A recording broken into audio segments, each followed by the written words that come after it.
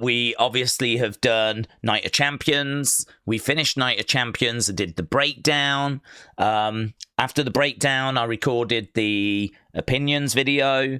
The opinions video is kind of in the process of uploading at the moment. So I'm still up, basically. I'm still here.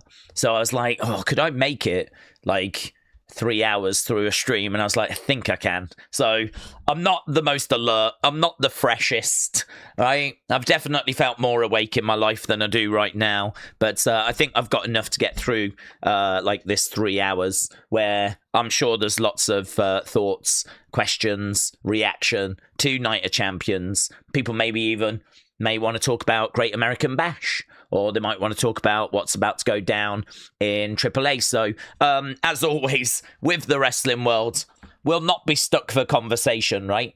It's quite the day, isn't it? I mean, the Sammy stuff is just absolutely insane. I still can't quite figure out how to digest it. I think I need to just get some sleep and then wake up and, you know, kind of see where I am with it all, because I still can't believe that it's actually happened. I swear to God, up until the moment that screen goes to black, I'm expecting someone to come down and say there's been a mistake or there's been an error, you know? I just cannot believe that they've kind of done that. I mean, if you think about how long it took for Cody to finish the story, and you think about Cody battling to get the belt, and it all culminated at WrestleMania 40 in this big epic sort of showdown, you know, compare the build and the drama of that to like Sammy sort of finally getting his hands on the belt. I mean, Sammy wasn't even in the conversation until he kind of got himself involved by being in that kind of guest ref spot, you know? I mean, to be honest, if Gunther hadn't have selected Sammy to be special guest ref, then Sammy wouldn't have been involved in the championship match, or at least I don't believe he would have been, and then it would not have become a triple threat, and so he would now not be champ. I mean, the way that it's happened, it's also kind of, I don't know, low-key, rushed, but I suppose it had to be that way to catch you off guard. If they'd made a bigger deal out of it, then maybe you would have started believing a bit more that, you know, Sammy was going to do it.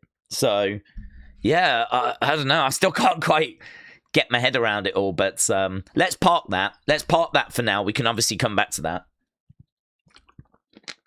I'm going to have some water. It's always important to stay hydrated. Let's go over to the breakdown of AAA. Let's do that first. So, this is what's on the show. AAA tends to go for an hour, okay? It doesn't start for another couple of hours, so we've got 2 hours to chat, and then we've got an hour of show, right? It's always worth watching. You know, this is, you know, it's going to be good. It doesn't even matter what's on, it's going to be good. I don't even know what's happening. You just know it's going to be good, right? So, Psycho Circus are going to call out Pagano. So, there's a real breakdown, isn't there, within Psycho Circus? They're a very interesting group. And, yeah, we've got Dave the Clown, Psycho Clown, Panic Clown, Murder Clown, yeah? We've got all the clowns. They're going to be calling out Pagano because there's been a real breakdown with Pagano and I think it's Psycho Clown. Pagano and Psycho Clown seem to have come to odds. So we're going to get like an interesting segment there where, you know, we could be seeing a group kind of turning on itself. So that'll be interesting. Then we've got Galeno taking on Mecha Wolf. Actually, I've never even heard of Mecha Wolf. Galeno, I think we've been seeing a bit of recently. So, okay, that'll be interesting. That'll be something a little bit different. So, not down on that. And this, I'm guessing, is our main event. Actually, the NXT Women's Championship is being defended. And it's being defended tonight, like 24 hours before it gets defended at Great American Bash. It's Lola Vice versus La HIEDRA. I mean, I don't think there's much danger here with the new champ, right? I don't think there's much danger that Lola's going to lose this because, of course, she's going to be defending tomorrow against Kendall Gray. So there's not much chance of her losing, but I'm just hoping it'll be a really fun match. I hope it's quite competitive. I hope it's close. I hope La HIEDRA gets her moments. I hope it's like really, really fun. The kind of AAA main event you would hope to see. And as we said, you know, the NXT Women's Championship actually being defended. So we got 2 matches and we got a segment. That'll all be done within like 50 odd minutes. So that's coming up in about an hour and 50. So there we go. That is what we are working towards. Sean said, Daze, Sammy is technically the first person that has beaten Cody clean since he has come back because he can make no excuses. Sammy didn't cheat to beat him. He wanted a triple threat, says Sean. You could be correct. I'm trying to think of matches that Cody has lost, and to be honest, he hasn't lost that many, has he? So you could be correct. I suppose, you know, the fact it's a triple threat and you've got to worry about a few different people might be a bit of a kind of thing that Cody could say. But I don't think he would. I think it was all, you know, it was certainly all within the rules of the match, as you said. But to be honest, there's no kind of DQ anyway in a triple threat. So, yeah, you know, I still can't believe it. Genuinely, as I said, I really was expecting them to kind of pull some shenanigan or something, you know. I didn't know what it was going to be, but I just couldn't believe, because this is a belt that's been protected for so long. We've spoken about how the WWE Championship is not just a world title. Like, it's historically the belt that main events night 2 of WrestleMania. You know, the people that have held that belt are your Brock Lesnar's, your Roman Reigns's. You know, they are the biggest stars, your Cody Rhodes's. I mean, I do still see it as being sort of above the World Heavyweight Championship. It's kind of hard to see it that way right now when the World Heavyweight Championship is on Roman Reigns and the WWE Championship is on Sami Zayn. Like, this definitely feels like both belts are kind of equal, at least. So, yeah, I don't know. I mean, it's one thing to take a chance on someone and put the World Heavyweight Championship on them. We saw them do that with Jay. We saw them do that with Damian Priest. I sort of feel like the World Heavyweight Championship, you can give someone a chance and a go. We just haven't been doing that with the WWE title, right? Not recently. You can go back to Jinder Mahal, but not recently. So, yeah, I just didn't call it. I didn't see it happening. It probably was like a 1% chance. I'm living in a timeline that I did not expect. I feel like I've slipped into a parallel universe. I'm obviously not down on it. I do think there's probably a lot of weight to the idea that this fits into a bigger story. I'm not totally convinced they've done this because they love Sammy. They want to give him a hell of a run. This is your time. I think it probably is fitting into a bigger picture where, you know, there's theories that he's going to drop it to Brock. That way, Oba will select Brock and it'll be Oba Brock for the title at SummerSlam. And that's how we're going to get to the rematch. So, you know, Brock, they probably don't want Brock to murk Cody. So they've put the belt on Sammy so that he can be a transitional champion and drop it to Brock. Some people even wondering, are we going to do Sammy Brock at Saturday night's main event?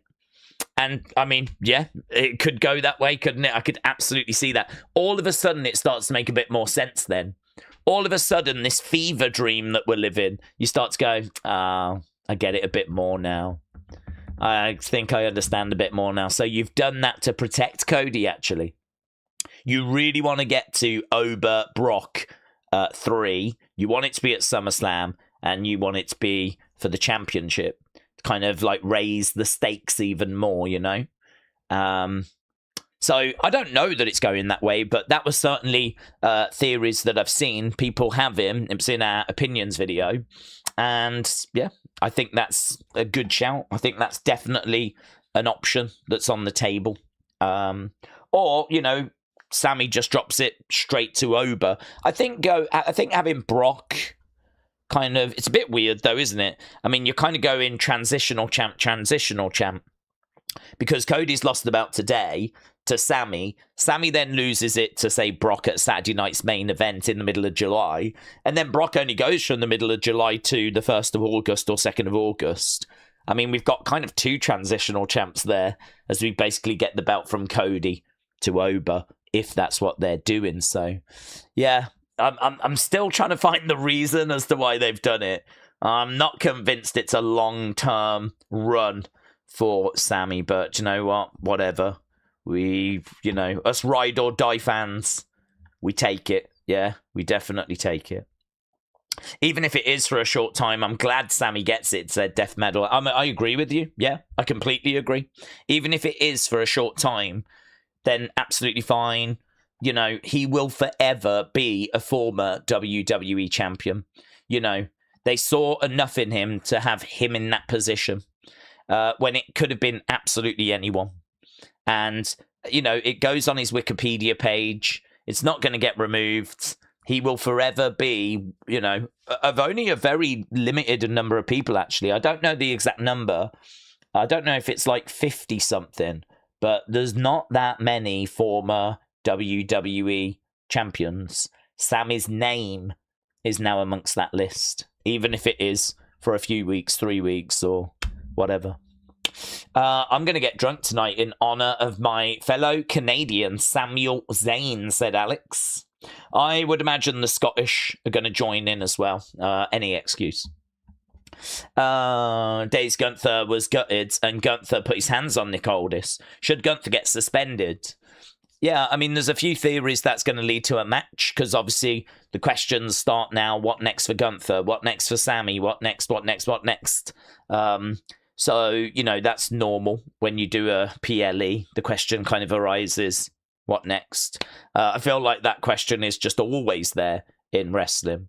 And so if we are going to get, if we are going to Oba against Gunther, Oba against Brock, then what does Gunther do?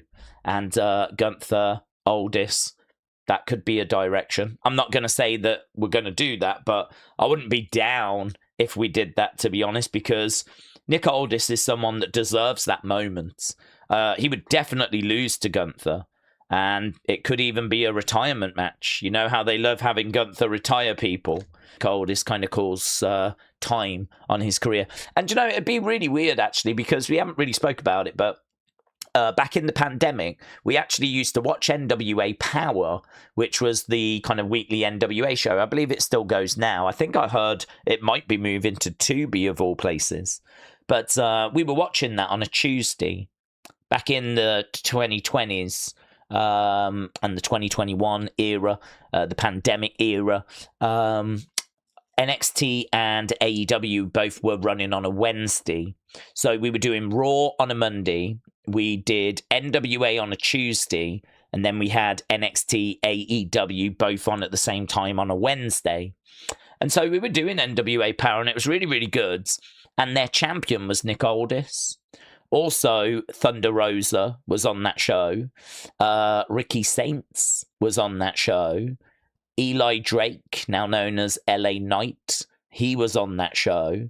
Actually, the amount of people that have now gone onto AEW or WWE is quite shocking, to be honest. Never thought when we were watching that show in 2020 that so many people would go on to, you know, WWE or AEW. But we watched a lot of Nick Aldis wrestling. You know, he wore really nice suits, carried the belt with pride.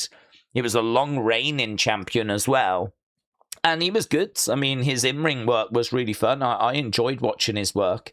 I mean, he really did carry himself kind of the way he carries himself now, actually, with, you know, dignity and pride. And he was a great champion.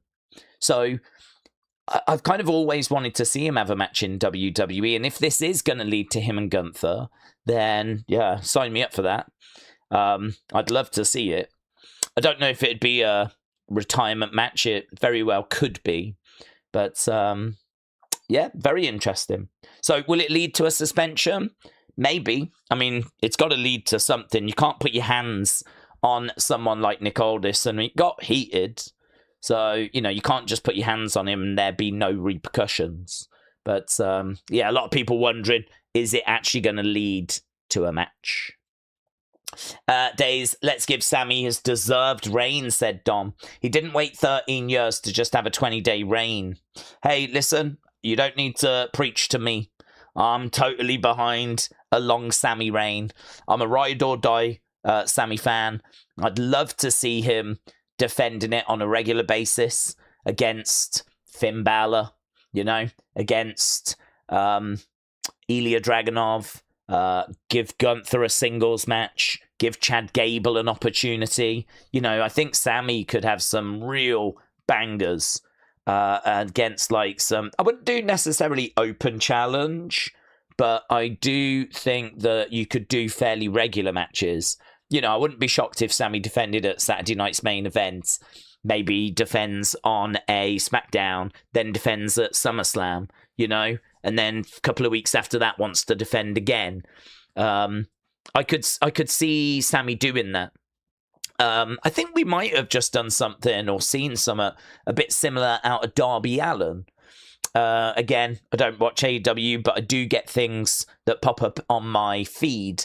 And Darby Allin, I know, was champion and defended the belt, felt like every week.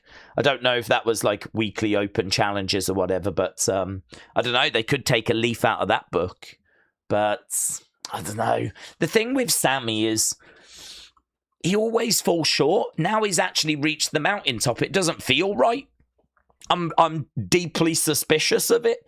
I'm kind of like, has he got dirt on someone? What the hell is going on here? So yeah, I don't get it. I don't understand. I'm worried. So that's why I'm thinking, yeah, it's probably best to expect the reign to be short. And if it turns out to be long, then that'll just be a pleasant surprise, you know. Days, we read that one. Why wouldn't Oba go after Roman, says Angel. Well, I mean, if the option is Roman or Brock, I think he'd go Brock because they've got history, and I think he'd love to get his hands on him. I think he'd love to get one over on him. I think he'd love to take a title from him. So, I mean, this conversation might be void because if we find out on Monday that Oba chooses Roman, well, I mean, that could be the end of the conversation. So, at the moment, he's got to choose between Sammy and Roman. I mean, the smart person would probably go with Sammy because I think Sammy is probably seen as the easier option between those two. But I mean, Oba's not really about taking the easy option, is he? Oba, I could imagine wanting to test himself against the measuring stick, you know, the biggest dog in the yard. And that right now would be Roman Reigns. So I don't know. It's interesting. I'll be very interested to see if he actually steps up to Roman, calls out Roman, and we actually get the match made. Because, I mean, there could be a few twists and turns on this road. There really could. Because he could select Roman, and then what if Brock gets the belt off Sammy and, you know, Oba then goes to Nick Aldis saying, I've changed my mind.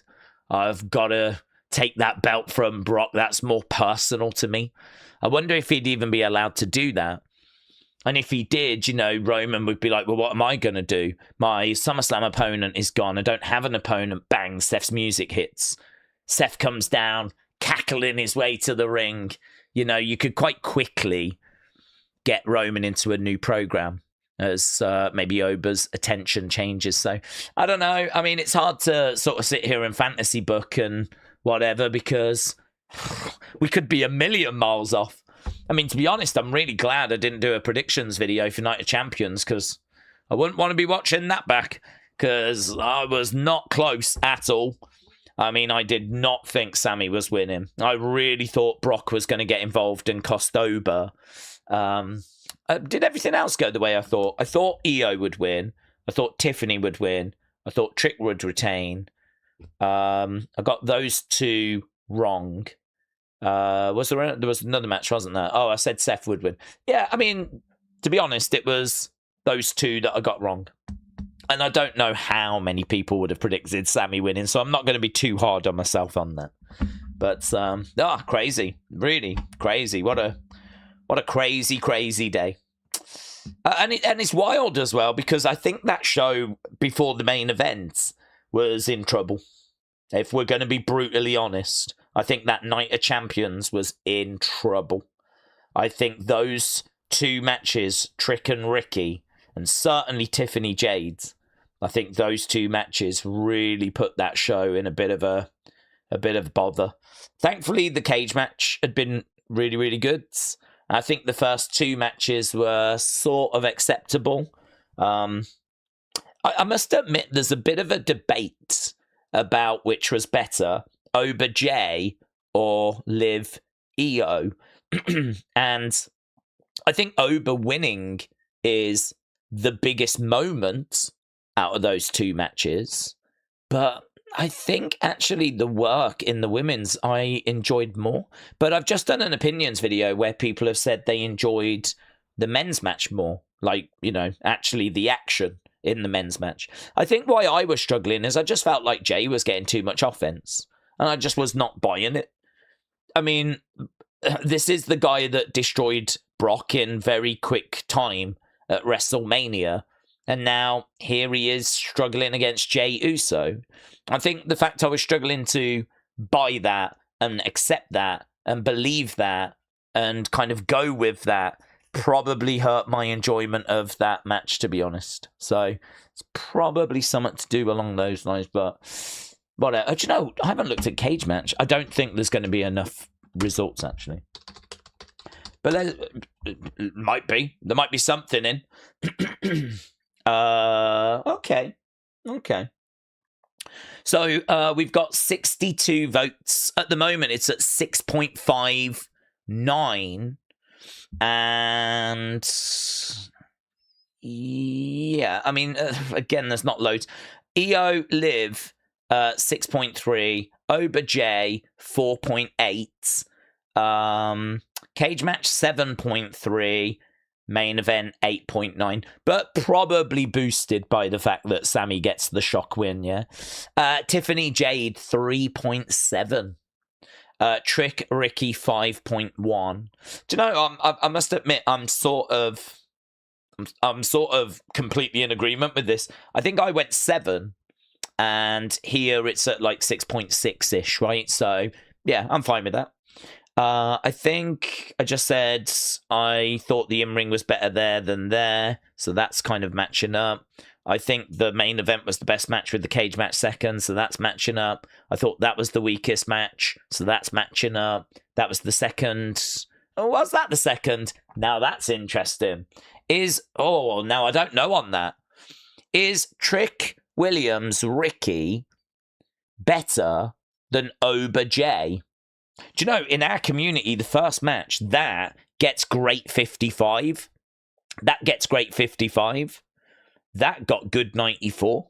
I think Oba winning really boosted the poll in the live stream. So, yeah, it's honestly, it's crazy. There's so much to kind of get your teeth into. Not loads of votes here. I mean, don't pay much attention to this, but it's interesting to just have a little look, isn't it, and see where we are with things. I got asked earlier as well about what was the theme for this, and I had no idea. Apparently it was To the Moon by Pitbull. Is he still going? Neo, Afrojack, featuring DJ Buddha. There we go. And most importantly, it seems like everyone got into Saudi Arabia and is getting back out again. So, do you know what I mean? There's another dub. There's another win. There's dubs everywhere if you look for them. So, yeah, that's a snapshot anyway as to where it is right now. That can obviously change quite drastically as more votes come in. EQ92 said, do we believe in karma? Do we remember when Liv paid Danhausen human monies so that he could curse Oba out of the King of the Ring tournament? Yeah, Danhausen didn't accept those monies though, did he? So she tried, but he turned her down. So is that karma? She tried to get Oba cursed, but Danhausen refused to do it, and now she's ended up cursed. Maybe.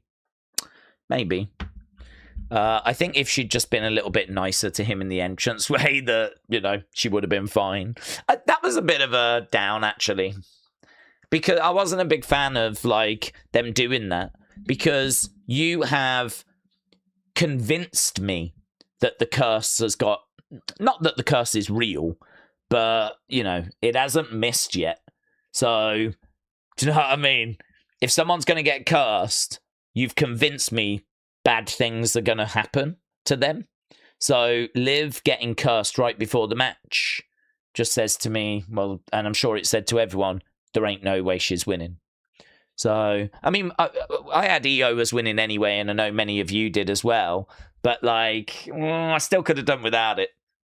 I still could have done without the curse thing happening before. But I suppose they just wanted to find a way of getting Danhausen on the show. And also, I think it looks like he's going to be involved kind of in the build to SummerSlam with Judgment Day. Because we saw Liv saying there is no curse, there is no curse. So, I mean, I don't think this is it now, you know? I would imagine she's going to pay him a visit to get him to lift the curse. Right, have we seen the new Sami Zayn, The Last Good Guy WWE Champion shirt? I have, yes. Not really a big fan of the Last Good Guy thing. Again, I always think about, okay, if I go to a pub, would I feel comfortable wearing this shirt? And that is always my kind of what I judge stuff by, yeah? I'm always judging by if I go to a pub, would I be comfortable actually wearing this? I gotta be honest, a shirt that says The Last Real Good Guy, it ain't passing the pub test. It ain't passing the pub test. Let's have a look and see what we are dealing with. Let's go here. Oh, it keeps auto-changing. I flipping hate that. Well, I'll tell you what. Let's go. Let's go here. So, Oba's got a King of the Ring winner shirts. That's a nice EO shirt, actually. I like the... there we go. Undisputed WWE Champion, The Last Real Good Guy. That just ain't passing the pub test. Do you know what I mean? You got Undisputed WWE Champion here, right? If I walk into a pub, I mean, I'm not the Undisputed WWE Champion. And then this bit here, it says, The Last Real Good Guy. I'm going to get my head kicked in. Do you know what I mean? Walking in going, I'm the last real good guy. Mate, good things are not going to happen to me if I walk into a pub with this shirt. It ain't passing no pub test. And I mean, I don't know. I know that, like, some people, when they go to wrestling shows, they want to wear, like, a wrestling shirt. I totally understand that, right? Totally understand that. But most of the time, you're not doing that, right? You probably go to a wrestling show once or twice a year, right? Maybe if you go to indie wrestling shows, you might go more, okay? I don't. So, you know, I would need to wear this out. This is a shirt I need to feel comfortable in, just in the real world, mingling with people. And I do think that is something WWE merch fails quite drastically, actually.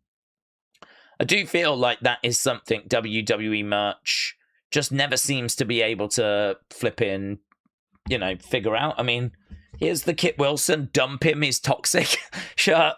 I can't really walk into a pub with a dump him, he's toxic kind of shirt on for Kit Wilson. I mean, I get that it fits the gimmick and whatever, but yeah, it ain't passing the pub test. It ain't passing the pub test. Like stuff like this as well. I mean, this is a new Austin 316. Austin 316 said, I just whooped your ass. I mean, it's just... And then there's like... And that's the bottom line, because Stone... There's just a lot of text. That feels so lazy. Do you know what I mean? It's just... Oh, I just don't... I'm just not a big fan of some of these designs, to be honest. I think it can be a little tricky to find some shirts that are like, oh, that's really cool. That's really nice. Most of them are just, I don't know, a bit wordy. See, this one's, I've not seen this one, but I don't know how I feel about that one. I mean, look at the back and the amount of text that's on it. Like loads of... Did I tell you that story when I went to America? And I like the front of this one. I think the front looks cool. But I'm not sure about the back. Because I actually wore a Bruno Sammartino shirt, right? I went to I think it was a Golden Corral in Florida. Is that the all-you-can-eat like buffet? You keep going up, get as much as you want. Because if it is, that's where I went. And I went up, got some food, sat back down, and a guy was like, I used to watch him. And I was like, sorry? He went, I used to watch him. And actually, I didn't know that either. And I was like, sorry, you're going to have to help me out here. He's like, your shirt. And I had a Bruno Sammartino shirt on. It was Bruno Sammartino. And on the back, it said, like, how long he'd been champ for. And so the guy was basically saying, I used to watch Bruno, and I didn't realise he'd been champ that long. And so, like, it started this conversation. And the guy was really nice. I mean, there was no problems having the conversation. But, like... I don't know, it's just a bit weird to think that there's someone reading the back of my shirt as I'm off, like, getting food or what. I kind of like the backs to just be plain, do you know what I mean? Or maybe a little sign that says, don't talk to me, yeah? I like to just keep myself to myself. I like to be in my own bubble. If I'm in the golden... Listen, fun fact, if I'm in the Golden Corral, I'm just trying to find good food options, yeah? I'm not particularly looking for a Bruno Sammartino conversation. Although, it was kind of cool to speak to this guy. Because I was like, oh, really? But you used to watch him on TV? And I just got into a little chat with him. And actually, it was kind of cool to be speaking to a real American in America about Bruno Sammartino. Do you know what I mean? Think about little me in the middle of the UK... finding myself, like, you know, many years later in that situation. I'd never have believed it, right? So, the power of the T-shirt. That's what I'm preaching. The power of the T-shirt. Okay, I think we went off track there, but that's okay. Yes, Golden Corral is a buffet, said Cheo. Nice. I liked it. I really liked it. Big Mig said, oh, what was in Blue Hell, that Austin shirt? Yeah, it wasn't. Some of their stuff, man, it doesn't scream classy, does it? Doesn't scream classy. I tell you what, here's another one. Let's have a pop at shirt, shall we? Look at this. I get what they're doing. It's just like the WrestleMania 10 one, right? All the writing on the back and everything. But look at what the flip? Look at all this room. Could you not have, like, repositioned the image a bit better? I feel like even Brett's head's getting cut off a little bit. Like, couldn't we have cropped it and got it... what's it down here? Do you know what I mean? I'm walking around like a Teletubby. I've got all the action on my stomach. It's just a black shirt up here. Do you know what? I could probably wear that on stream and you wouldn't even know I was wearing it. Because the cut-off is here, innit? The cut-off's there. I'm wearing this shirt right now. You don't even realise. It's just you only see this bit. You only see this bit up here, look. Looks like a flipping black shirt. Yeah. Business up top, party down below. That's how it works. Business professional up top, but there's a party down below. And there's the party right there. Stone Cold Steve Party. Stone Cold Steve Party. I'm really hoping AI created that Austin shirt because that Austin shirt was disgusting. Yeah, there are some shirts that I mean, look at it. Imagine me walking into a pub. Here's me. I'm just going to put... I don't even have to look hard, right? Here's me walking into a pub, yeah? You got all these boys kind of sat there. Maybe they've been at work all day. Yeah, not in a good headspace. I come flipping walking in, and there I am in my Scream For Me shirt. Yeah? Scream For Me! Here we go, we're walking in. My Scream For Me shirt. I don't think that's passing the pub test either, to be honest. If you've got some of these shirts, God bless you. But I'm not sure I would feel too comfortable walking into certain pubs, certainly around this area. With a shirt that says Scream For Me, yeah? It just needs, like, Daddy on it or something. Scream For Me, Daddy, like that. I'm surprised WWE haven't chucked that on, actually. I'm surprised that's not now. A lot of people might be like, oh my God, is their no shirt good enough? Let me show you one that passes the test, right? Look at this. Now there's nothing wrong with this. Yeah. CM Punk, some nice images, looks a little bit faded. That with some jeans, some nice trainers. It's a nice looking shirt, that is. That passes the test. Classy. That passes the pub test. Ain't got no issues with this. Walking in, cool looking shirt. What are people going to have a go at me about? I don't like red stars. Do you know what I mean? Maybe someone might be like, I don't like that wrestler. I doubt it. But I mean, you ain't getting into any sticky situations with that. That's a nice shirt. Classy and on sale as well. Clearance. Yeah. I might want this shirt, actually. Now I'm looking at it, I might want this shirt. $16.99. It's not a bad price, is it? For a CM Punk shirt, official CM Punk shirt. $16.99. You know you're spending $40 on that if you go to the show, or $50 or something. They might have secured a sale, actually. Okay, I'm getting distracted, but that's okay. Daze, that's definitely not a public test certified. Scream for me. You are definitely getting the wrong attention. I don't even want to think about what attention I'm getting if I'm wearing that shirt and someone's coming over wanting to have a conversation. You know? I just noticed your shirt. I'll scream for you.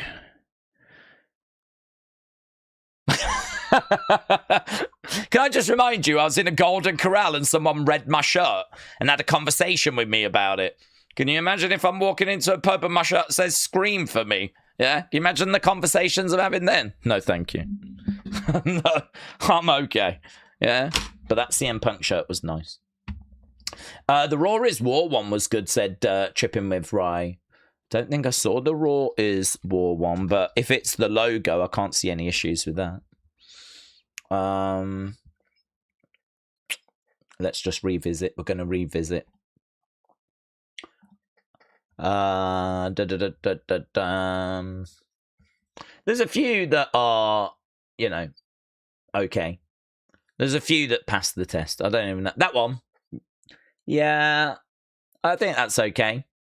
It's just the classic logo, isn't it? So can't be too down on that.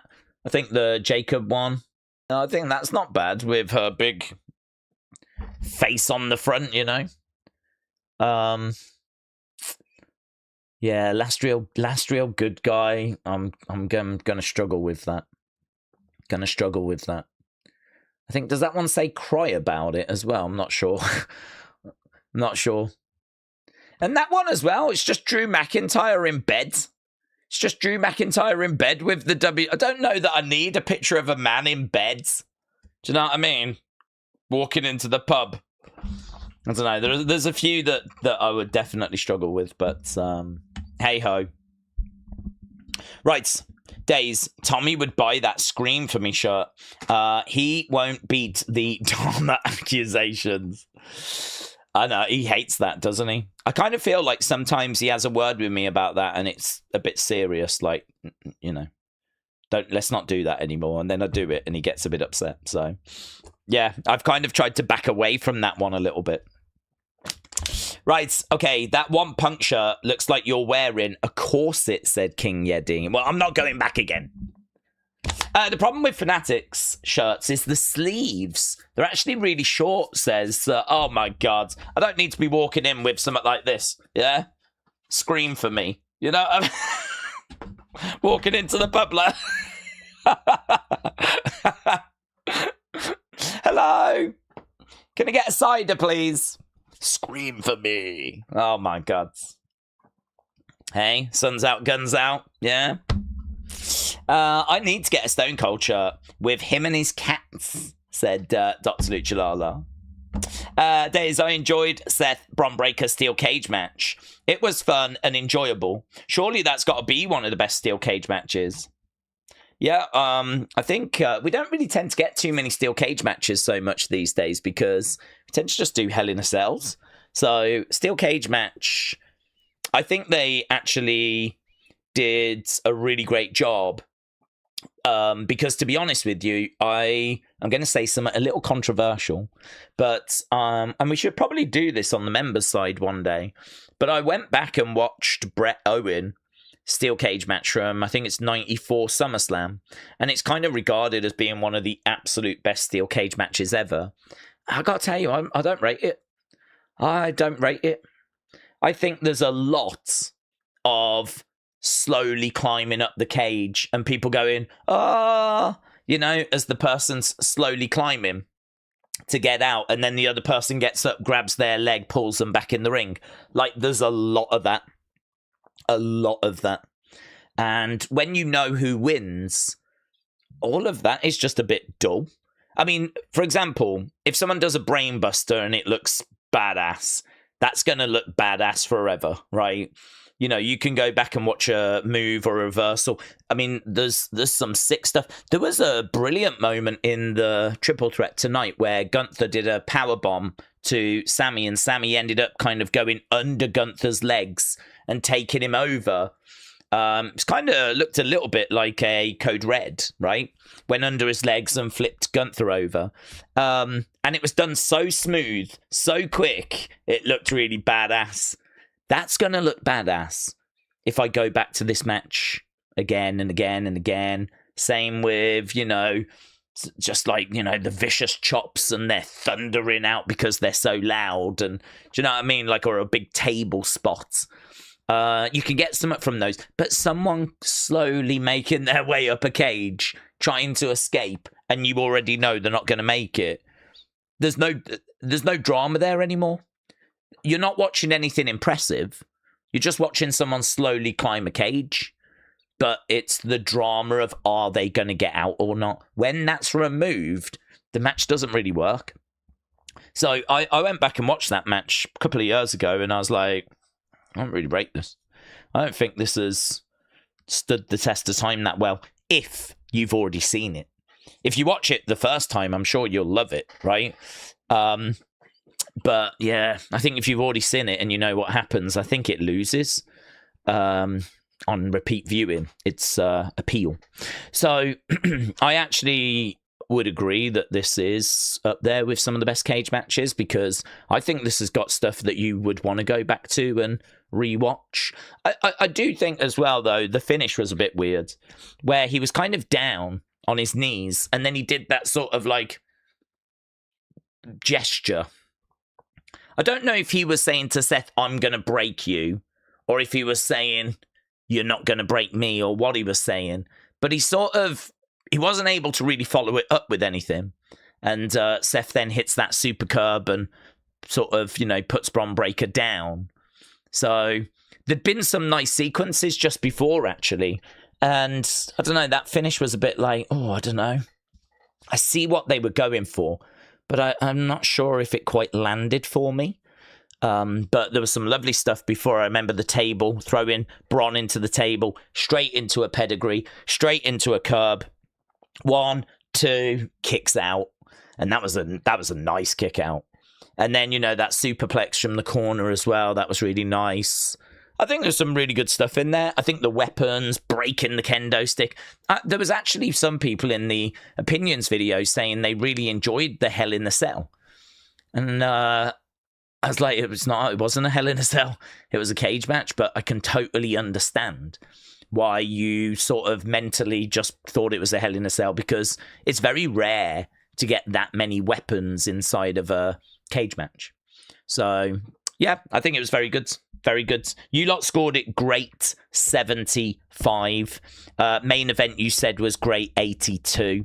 And I did have people in our opinions video saying that they thought the cage match was the best night match. I personally think it's the main event, but there was, you know, a good chunk of people that thought it was the cage match. So I think we can agree that both were very successful. Connor said, but Bron Breakker's eye was busted. RKO out of somewhere said, I voted for Sammy to win, but it's still crazy to me. I've been a fan of yours for over 2 years, so I know that you've loved him, and I hope you enjoy this moment. Oh, I really did. I mean, I suppose in a way, if I'm going to be brutally honest, brutally honest. I didn't expect it. It was a real shock. Part of me is maybe a little, not disappointed, that's not the right words, but like, I feel like I've watched Sammy for so long trying to get to the mountaintop that the fact it just sort of happened and came out of nowhere, and I don't know, I haven't even had time to think about, is that how it should have gone down? Is that right? We didn't pull the trigger in front of that red hot crowd in Montreal Elimination Chamber when the roof was coming off the building, but instead we pulled the trigger in Saudi Arabia with Sammy not really being involved in the story, like, you know, as a competitor. He just gets added like a week before and wins the triple threat out of nowhere. I'm sort of torn on it because, well, he achieved it. He did it. He reached the mountaintop. It was a complete surprise. People have enjoyed it. I enjoyed the moment. I really enjoyed the moment. But, like, would it have been better if he won Money in the Bank?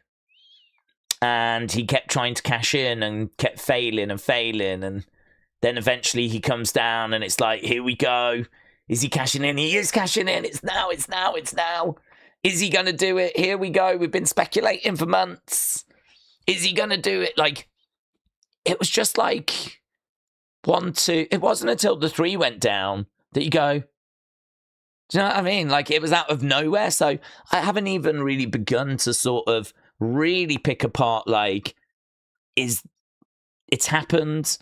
It's a fantastic. I mean, that's not in any doubt. But, like, would it have been better if it was Money in the Bank? But maybe that's just not the right way to think about it. Perhaps you should just be like, he's done it. You know? Doesn't matter if it was out of the blue. Doesn't matter if he's a transitional champion. He's done it.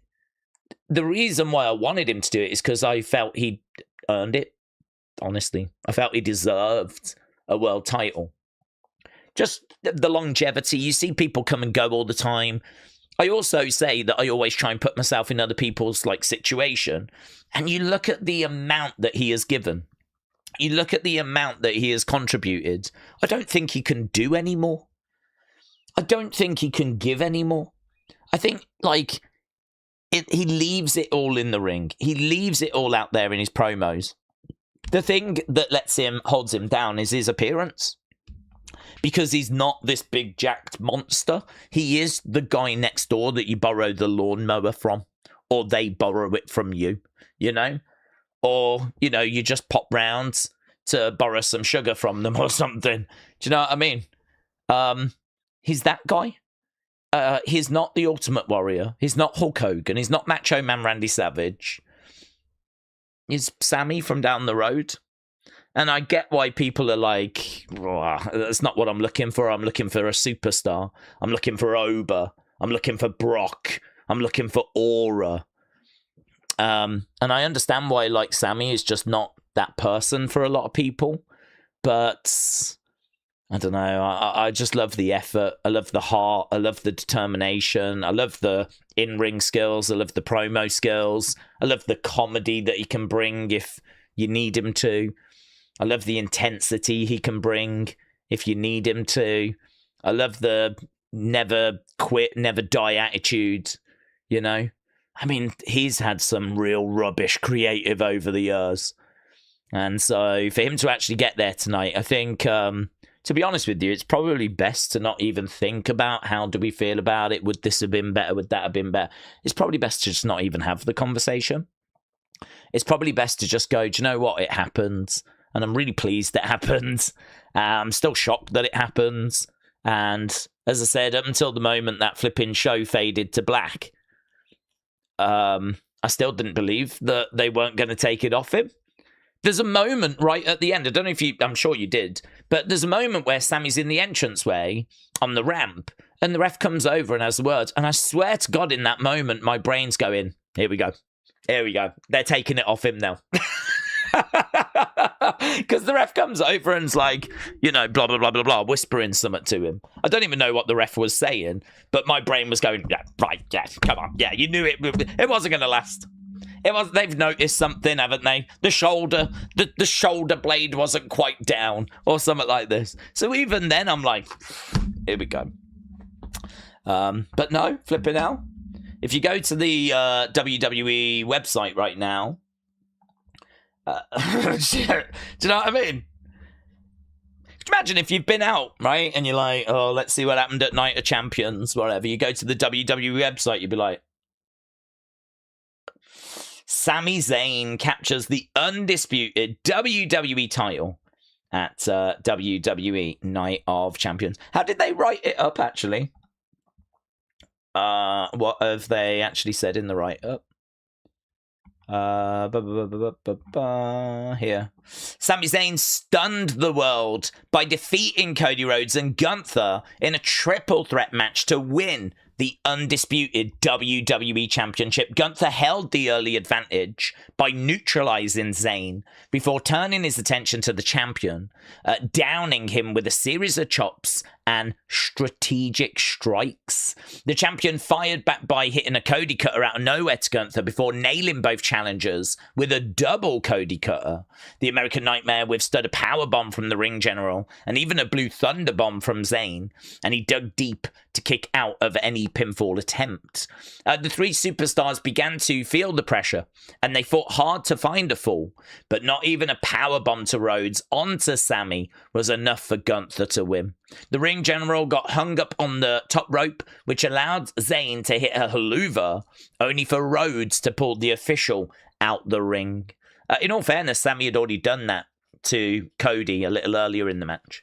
Zayn and Rhodes battled on the outside, with Zayn attempting a package pile driver, seemingly in a homage to Kevin Owens, but the champion countered into a massive back body drop through the announce table. They need to get Kevin Owens in for a segment. They need to get Kevin in going, you did it, you know? We need that moment. We need Sami in the ring and Kevin's music to hit. I wonder if they've got that booked.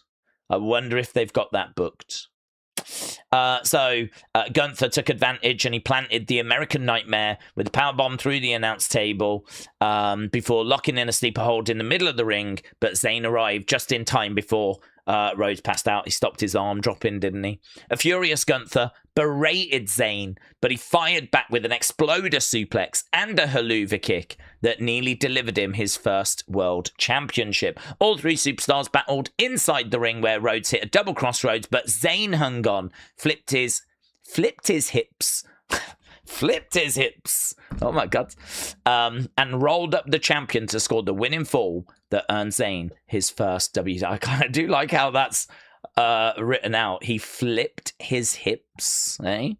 Sounds like flipping Elvis Presley. Didn't he? Did a moonwalk, flipped his hips. Lovely stuff. So there we go. Unbelievable scenes. It was a banger match. Sami works hard, said Dr. Lucha. Congrats to him, but I can't see him holding it very long with Drew, Cody, Gunther around. Suzanne said, I've got to cut my hair tomorrow because it's hot here. Oh, Suzanne, I'd probably recommend a fan instead. Do you know what I mean? If you're trying to cool down, cutting your hair might help, but I think a fan would be more beneficial.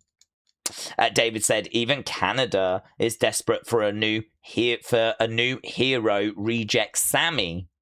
So, David, shout out to you. Actually, speaking of Canada, are they in action at the World Cup tomorrow? I think the knockout rounds happen, don't they? Don't the knockout rounds get going tomorrow? And is Canada one of those?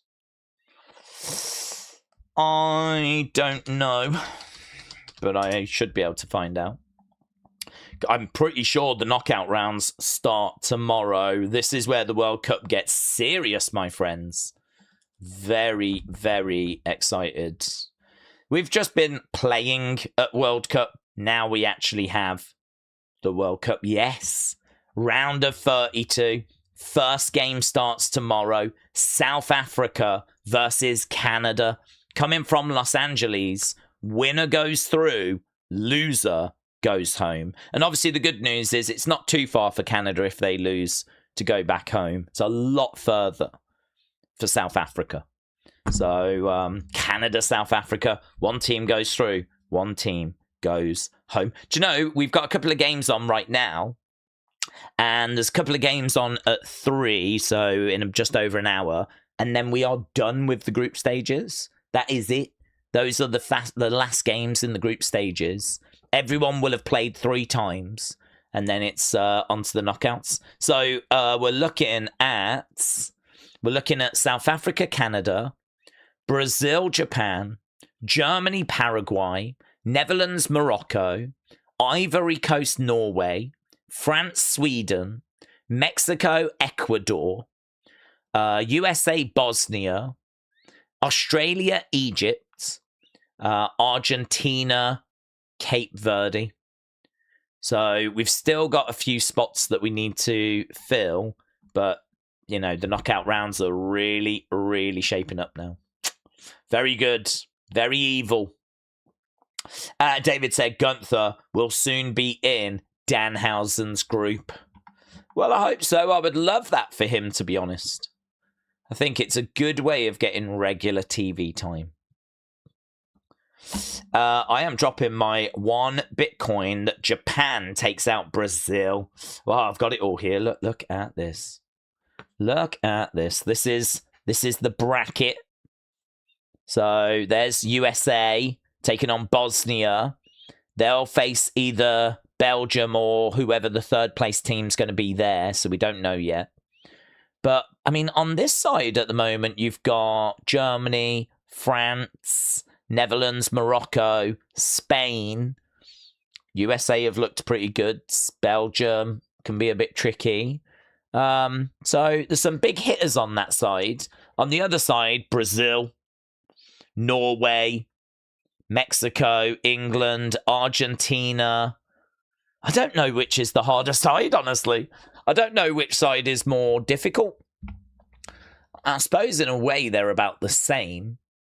Brazil, England, Argentina, they're pretty tricky teams. But, I mean, Germany, France, Spain, I think they're probably about even. I don't think there's an easier side.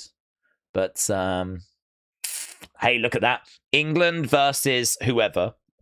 And then if England win and Mexico win, it is England, Mexico. Oh, my God. England, Mexico. It's going to be me versus Fanny.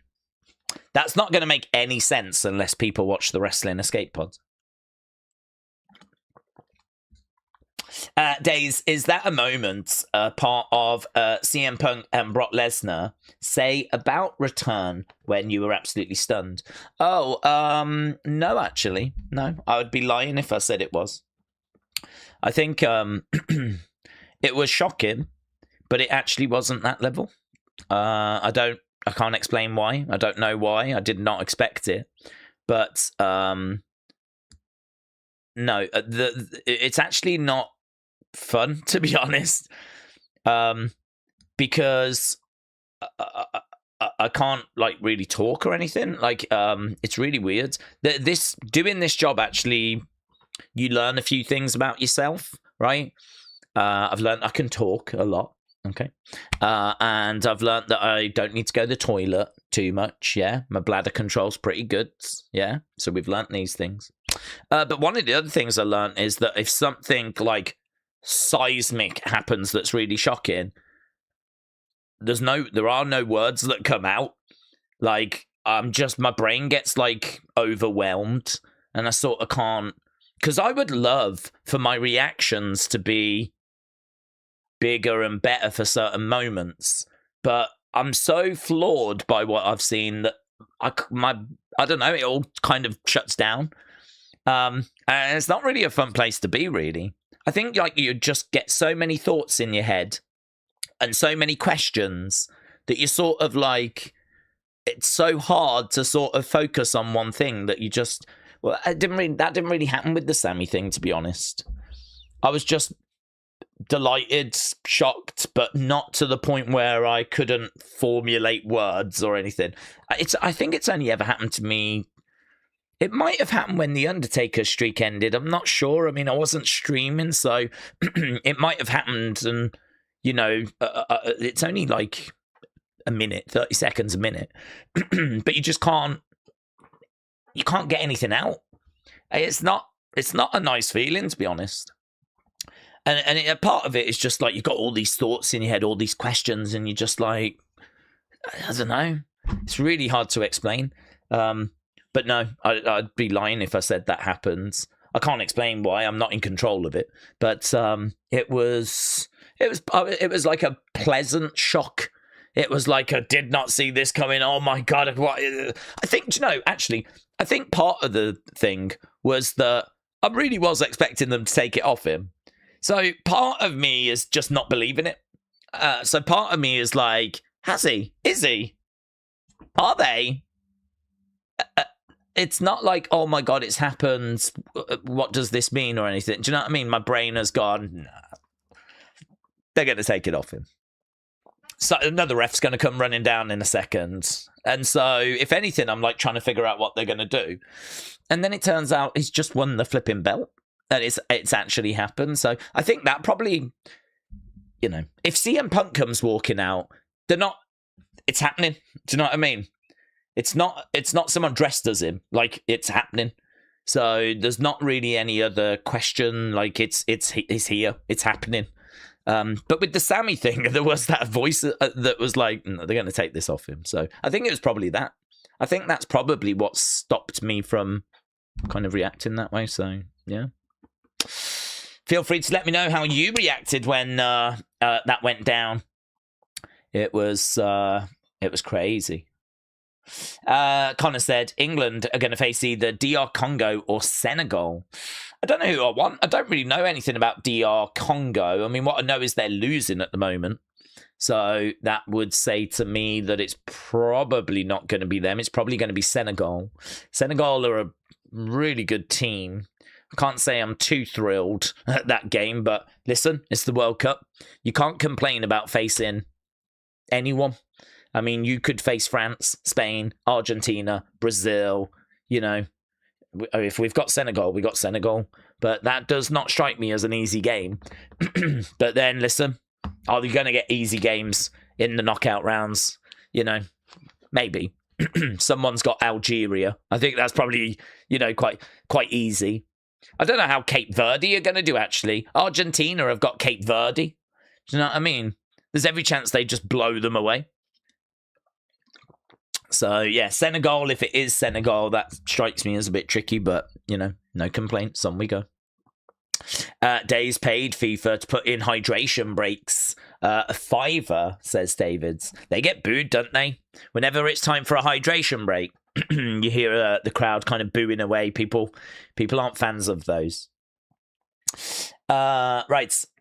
I always wondered how you don't go to the bathroom as during long streams, said Jason. To be honest, but I mean, I've really never noticed, but I suppose thinking about it, even when I was at work, I'd probably like go, you know, the bathroom when I first wake up, go to work, and I was never one for really needing to go to the toilet throughout the day. I just never really thought about it. And then as soon as I'd get back home, I would, you know, go to the toilet. I don't know if it was something to do with work, actually. I mean, I really did. You need me on the till, I'm on the till. You need me to fill the shelves, I'm filling the shelves. Like, I was just so, what are we doing? You know? You need me to do this, you need me to do that. You need me in the stock room. You need me working on the music department. You need me on the games department. You need me on the film counter, TV counter. You need me in, you know, what do you need me doing? I mean, I was cashing up in the cash office and everything. I was everywhere because I just, you know, show me what you need me to do and I'll do it. So, I don't know. I just never, I don't know. I suppose it must be genetics. Genetics. Must be that. Must be in the genes. But, yeah, I mean, it's obviously useful to not have to keep running off to the bathroom.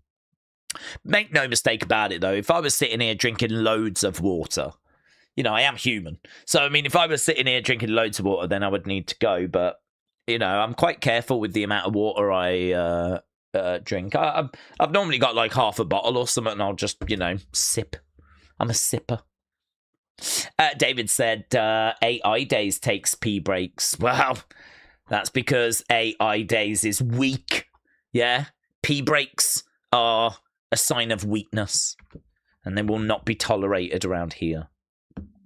Dr. Luchalala said, my ancestors would kill me if I didn't root for Mexico. That's fair. That's fair. As long as you root for England, if, you know, our two countries meet. I'm wondering if he was peeing in a bucket or something, said Jason. Well, I do that as well, of course. I mean, I've just got buckets of urine down here. Just loads of them that I've kind of built up over the years. So, I mean, I do that as well. I don't think that counts, though. Chocolate said, Jason, why would you wonder about that? Listen, let him wonder. Yeah, it's all part of the mystique. It's all part of the mystery. Yeah, it's all part of the illusion.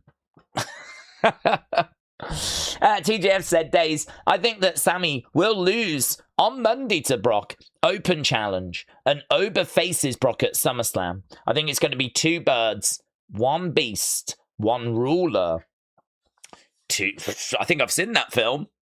Honestly, I've seen that film. The ending is appalling. I think what they do at the end, I'm pretty sure, is like straight up illegal. 2 birds, 1 beast, 1 ruler. Yeah. If anyone wants to borrow it, give me a call. Liam said, Days Raw on Monday starts at 11 p.m. It's 1 hour earlier. Liam, thank you, because that's the kind of thing I would definitely miss. Days, you are keeping me awake on the way home after work. 75 hours. Huh? What do you mean? You've been up 75 hours? No, you haven't. Come on. 75 hours? That's like over 3 straight days. 3 days is 72 hours. 75 hours. I couldn't do that. I couldn't do that. It's 3 days straight. I don't know what the longest is that I've been awake, but I think it's not even 40 hours. Without... No. What's going on? Chris, give us updates. What the flip do you mean, 75 hours? Days, have you got that on Blu-ray? I got it from Blu-ray. Yeah. Old Blu-ray that lives down the road. He's got a wonderful blue film collection. Lots of, you know, dirty, oh, I say dirty. I mean, you know, let's not get into it. I worked 75 hours this week. Oh, okay. I mean, that's still damn impressive, by the way. But it wasn't in one go, was it? I want to Google that. Can the average human work for 75 hours straight? No. You're a liar. In all fairness, you never said you did it straight, so... no, the average human cannot work 75 hours straight. Whilst it is physically possible for an individual to stay awake for that long under extreme adrenaline or with stimulants, yeah, severe cognitive decline, hallucinations, and a drastic drop in productivity will render them incapable of sustained work before reaching the 75-hour mark. So after 24, 48 hours of sleep deprivation, cognitive impairment sets in. By 75 hours. Decision-making, memory, reaction time mimic those of someone with blood alcohol levels over the legal driving limit. Do you know what I'm thinking? There's a fair few wrestlers that I believe have been kept out sleep. Leads to fatigue. Oh, did the man just shut us down? Yeah. Yeah. Did you see that? Things got a bit too real. All of a sudden, there was a little bit of lag. Yeah? I don't want to say that was TKO. You'll have to make your own minds up.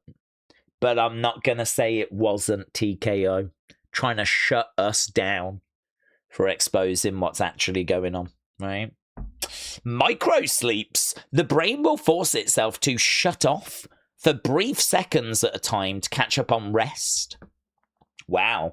Making continuous focus completely impossible. Apparently your brain has micro sleeps. Just shuts off for a few seconds and boots back up. So, Chris, bottom line is, you're a liar. Yeah? Even though that's not what you said in the first place. I lift heavy propane all day. I could never do that, says Chris. Respect. Well, can I just say, Chris, I'm really pleased that you didn't do it in one go. Because I think, you know, you would definitely be feeling ill effects. Yeah. Stay strong, Chris. Stay strong. Daze, I used to micro nap. Okay. I don't think, I mean, I don't know that I've ever done micro napping, but, you know, maybe. I think the longest I've been awake for was about 37 hours. I remember doing a day shift, and then I had agreed to help out a night shift over the road, which I can't remember if I'd forgotten about or if the things had changed, whatever, but I ended up doing a day shift, going into a night shift, and then I had to come back and do a day shift. And I remember, like, from the moment I woke up to the moment I went to bed, it was like 30-odd hours. I may have done some micro-sleeping during that. I have got absolutely no idea. But that is, I think, the most extreme thing that I've done. It wasn't fun. I felt rubbish for days after, and I never did it again. So, you know, learn from that. DR Congo are now up 2-1. What are they? The flips going on there? Last time I saw they were 1-0 down. They're 2-1 up now. Oh, well, that's big news because that could be who we end up facing. Okay. DR Congo showing up, showing out. I just want to double check. Oh my God, you're not even lying. They scored in the 68th minute and the 78th minute. Okay. There we go. Are they good? I don't know if they're good. Do I feel happier facing them or Senegal? I don't know. What do the FIFA World Rankings say? Don't worry, we're going to get back to wrestling, but I need to know if I'm cheering on DR Congo right now or not. Who is higher in the FIFA World Rankings? Yeah, should we play that game? Here they are. France at 1, Argentina at 2, Spain, England at 4, right? USA at 15, Senegal at 18, Senegal at 18th. That means DR Congo are lower. 41? Come on, DR Congo! According to this ranking, where they are just one place above Scotland, I'm right behind DR Congo right now, yeah? Because I think if they win, they face England. So, come on, DR Congo. We're in the 80th. Guys, I'm such a big DR Congo stan. Congo, Congo, Congo, Congo. Come on, Dr. Congo. Yes. Yes. Look at that. We beat Panama today. And just a few places higher is DR Congo. And they're like one place above Scotland that just got eliminated. Oh, I mean, don't count your chickens before they've hatched. But I've already counted them, right? I'm way happier, way more excited about facing... You watch, we'll get eliminated by them now. But I'm way more excited about facing DR Congo than... Look at this all the way up here, facing Senegal. No, thank you. I'm not a madman. So, okay, yeah. How long's left in the game? 8 minutes. Come on. 2-1. Very happy. Okay, Liam said she was aware that things could go wrong. She trained her entire life in anticipation that things would go wrong one day. She had quiet confidence as she started to see that. Liam, thank you. I'm not sure what that was a chapter from. I don't even think it was a chapter. I think the word I was looking for was excerpt. But, you know, we said what we said and we can't take it back now. Denichi said, when I got home from the army, I was stationed in South Korea. I stayed up 3 days straight because of the time. And now I'm an insomniac. Denichi, shout out to you, my friend, Denitria. I mean, if you're saying that this was connected with the army, I totally believe that. I mean, I don't have any doubt in my mind that you did that 3 days straight. I think your brain is probably trained to not even micro sleep. Yeah. I'd imagine you was just as fresh at the end as you was at the beginning. So, shout out to you, my friend. I could definitely not do that. TJF said, who's the worst team at the bottom? San Marino. San Marino are famously the worst team. They keep getting smashed by like 8 goals and stuff like that. I'm not even sure where San Marino is in the world, but yeah, that's one of those questions that I think all football fans have asked at some point, and unless they've jumped up a place, but it's normally them. There they are, hey, San Marino, right at the bottom. They're just below a couple of Virgins. So we've got the US Virgins and we've got the British Virgins. So I mean, do you know what I mean?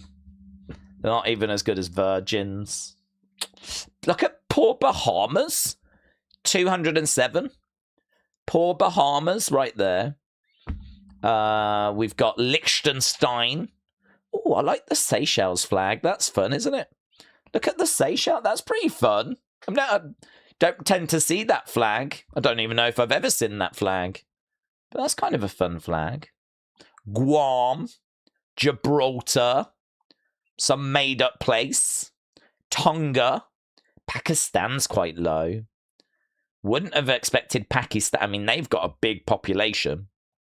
Pakistan at 198. Below the Pakistan are below the Cayman Islands. And then you've got, like, Bhutan, American Samoa, just other made-up places. I swear that a lot of these places, I mean, look at that. I swear someone's just smashed the keyboard and just gone with whatever it says.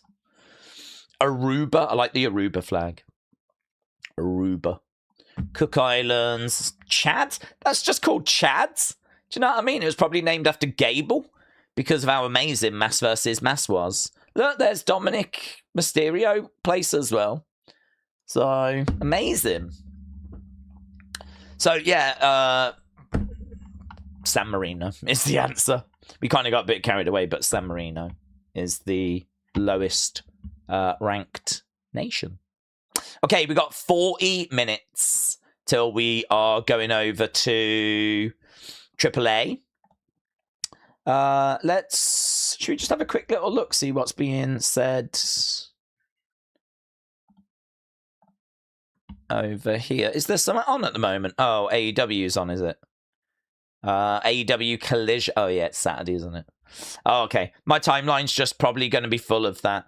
MLW announces that Bishop Dyer is in a contract dispute with the company.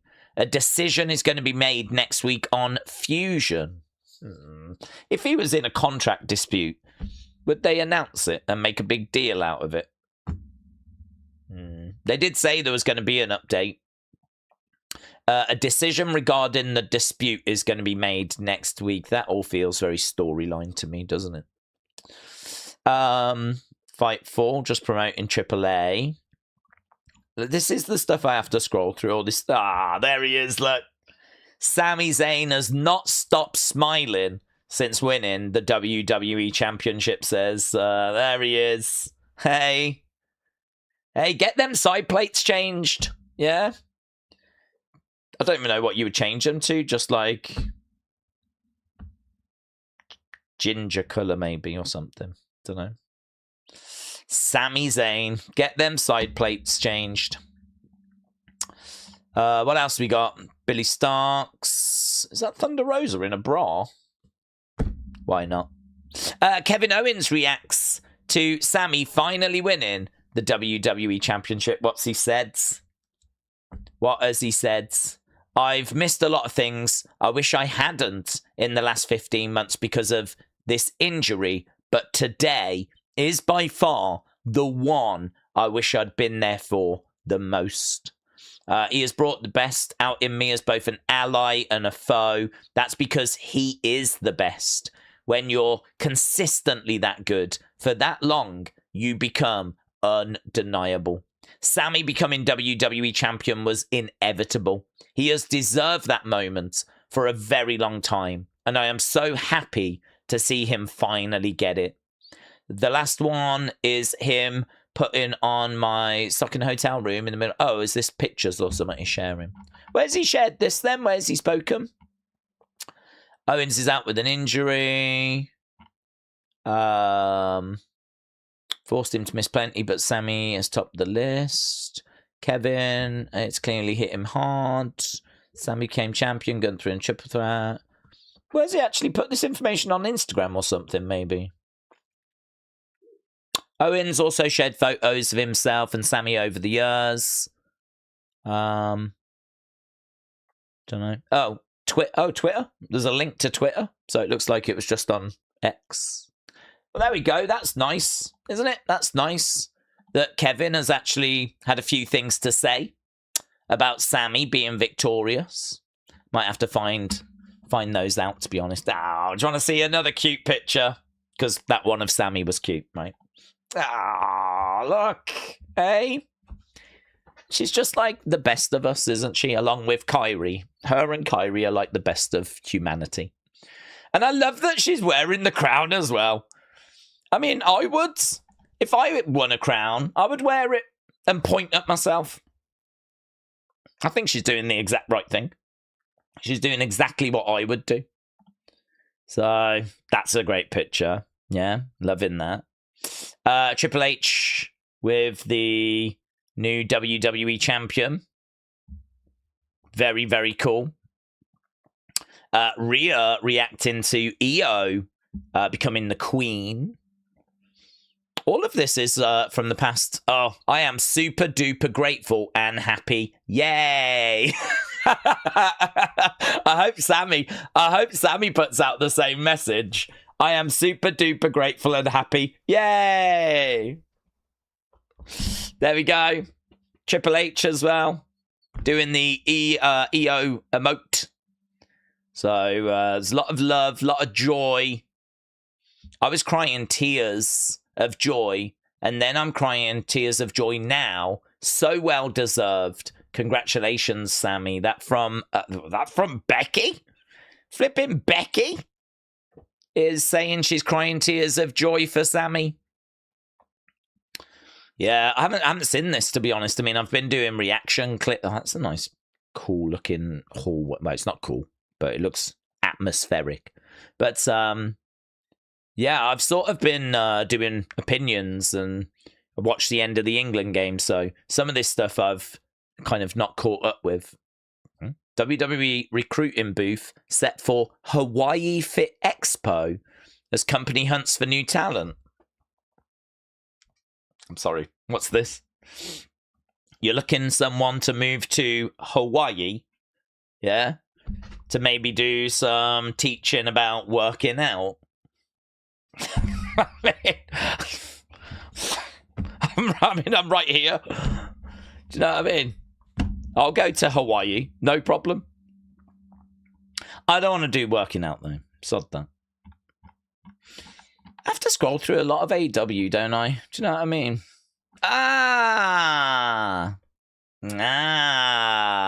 Of course it's SlamX that's on it. Here we go. Enjoy these pictures of me annoying him at various stages of our career. The last one is him putting on my sock in a hotel room in the middle of nowhere in Texas because I thought I had broken my back the night before and I couldn't move.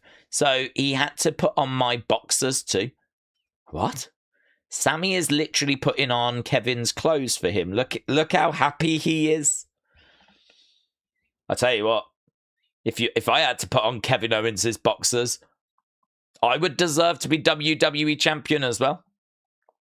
So here's just some classic Kevin, Sammy pictures over the some I'm not sure we need to see, but and there we go. Look, there's Sammy putting on Kevin's sock.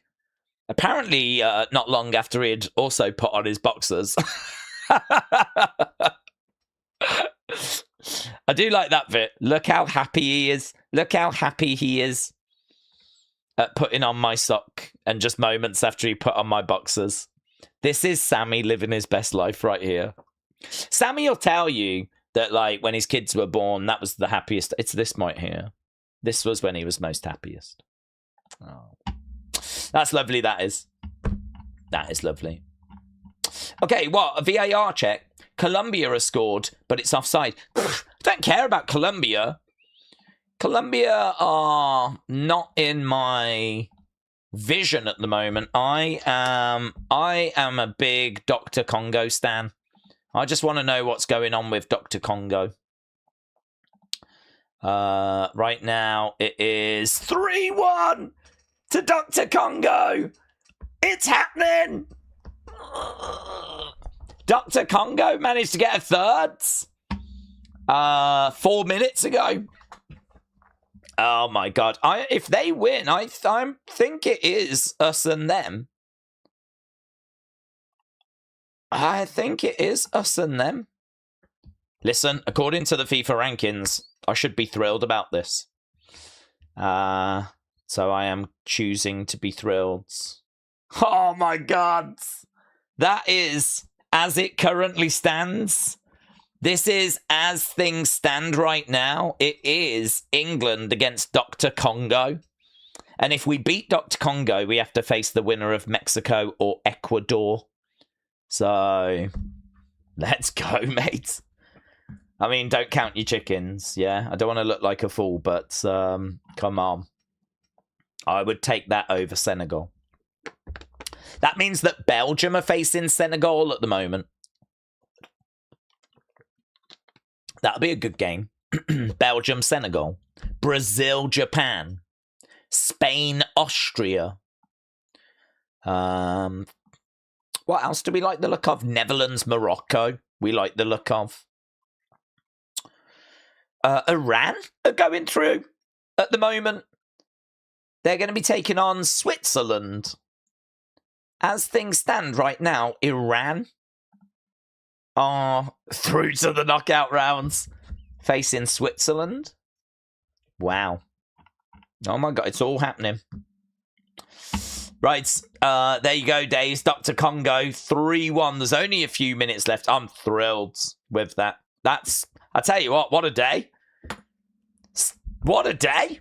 Sammy wins the WWE Championship. England win their match at the World Cup. And flipping Dr. Congo wins. And it turns out we're going to be facing them. Brilliant. I'm winning today. I'm glad I did this stream so that you can share in my winning. Yeah. I'm sending winning energy out to you today. Oh, let's go. TJF said, Daze, I tagged you in the Kevin post. Thank you. Chris said, is Sammy going to put ride or die for his side plates? Oh, maybe. Maybe. I mean, there is a Sami Zayn sort of logo, isn't there? I can picture. But, so it might be that. But it could be that on one side and ride or die on the other. Iran go through because of a flock of seagulls. Iran, said David. Michael said, evening, Daze. Did you manage to watch the England game? I saw the second half. I was still doing work for during the first half. I thought it was poor. I think we play Wednesday. If you saw the game, what was your thoughts? Yeah, I think I agree with you. I think we were not that great. I think there's some big concerns. I mean, we've got some injury problems. I don't know where we are with that. But to be honest, it's down to the manager, isn't it, to get the team ready for the next test. So he's going to do what he needs to do to get the team ready for the next game. And, on we go, basically. I mean, we won the group, and we've got one of the, on paper, I would say one of the easier sides. I mean, it's a round of 32. Really, these should be the best 32 teams in the world. And we just looked at the FIFA ranking, and Dr. Congo is like ranked 41 or 42, right? So that says to me we've done really, really well, right? Because there's another 40-odd teams better, according to the FIFA rankings. So I am thrilled with that. So, yeah, I mean, look, I think we've got strengths. I think we've got weaknesses. It's going to come down to the manager to manage those weaknesses. And he's getting paid the big bucks to do that. But step at a time, game at a time, do what you can, you know? I've got to admit, I'm not feeling brilliant about England going on to win this thing. But can they get past Dr. Congo? Yeah, I think so. And then, getting past Mexico is going to be a real challenge, actually. Certainly because it's going to be in Mexico, and that's like at altitude, and the oxygen's going to be really thin. And, you know, it's like, I don't know, 2,500 feet above sea level or something. I mean, it's going to be a problem. So I don't know if that's going to be where we stumble and crash out. After that, it looks like it could be Brazil or Japan or Norway. Brazil probably most likely. Maybe that's where we crash out. So, I don't know. There's a long way to go, isn't there? I mean, this is where this tournament really gets going now. So, very, very exciting. Okay, Wrestle Andy, hello. Said, Daze, now that Sammy has won the title, what's your new dream thing to happen in WWE? That's a good question. I mean, obviously, I've not really thought about it. So, hard to say. Maybe I think I'd like something good for Johnny. I've got a soft spot for Johnny Gargano. I really like Candice as well. I like both of them. I think they're good people. I think Johnny in particular is someone that did everything he could in NXT, has put on some absolute bangers, and seeing how he's being used right now, where he's just comatose backstage, when we've got this fantastic talent, you know. I think I'd like to see something good for Johnny. I'd really like to see something good for Chad Gable. I could really get behind him, getting the Intercontinental Championship, and then going from there to see, you know, where we go. I mean, God, do you remember when he was Shorty G? You remember those dark days? I mean, you remember when he comes up with American Alpha? No? Yeah, American Alpha.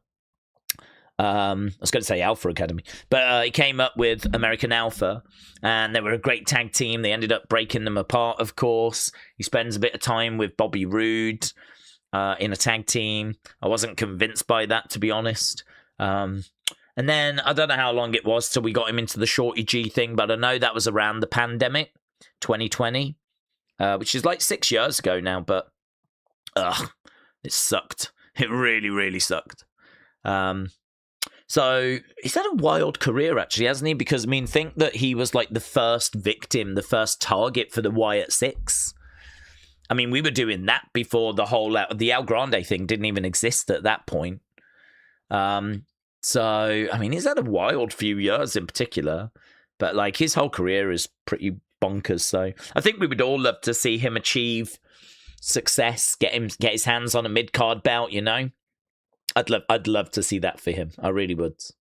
But yeah, I'd love to see it as well for Johnny. I'd love to see Johnny get some success on the main roster. So I think probably looking that way. I'm trying to think if there's anyone that's been around that longer than Shorty that's not really tasted success. I'd like to see Sheamus get the IC belt.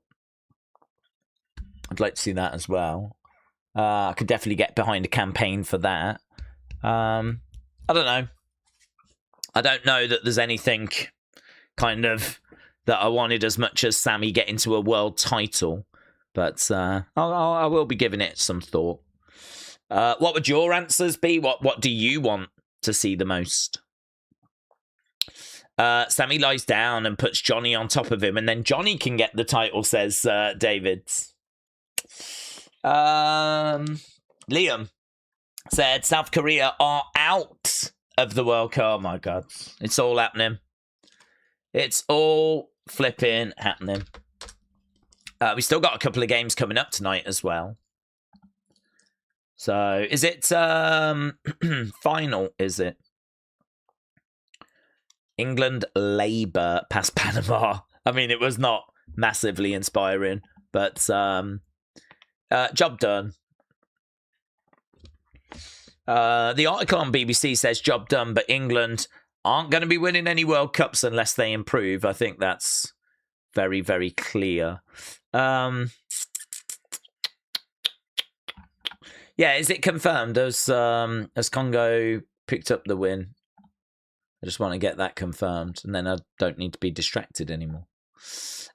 Yes, full time, 3-1. Oh my God. Hey, Portugal and Colombia ended 0-0.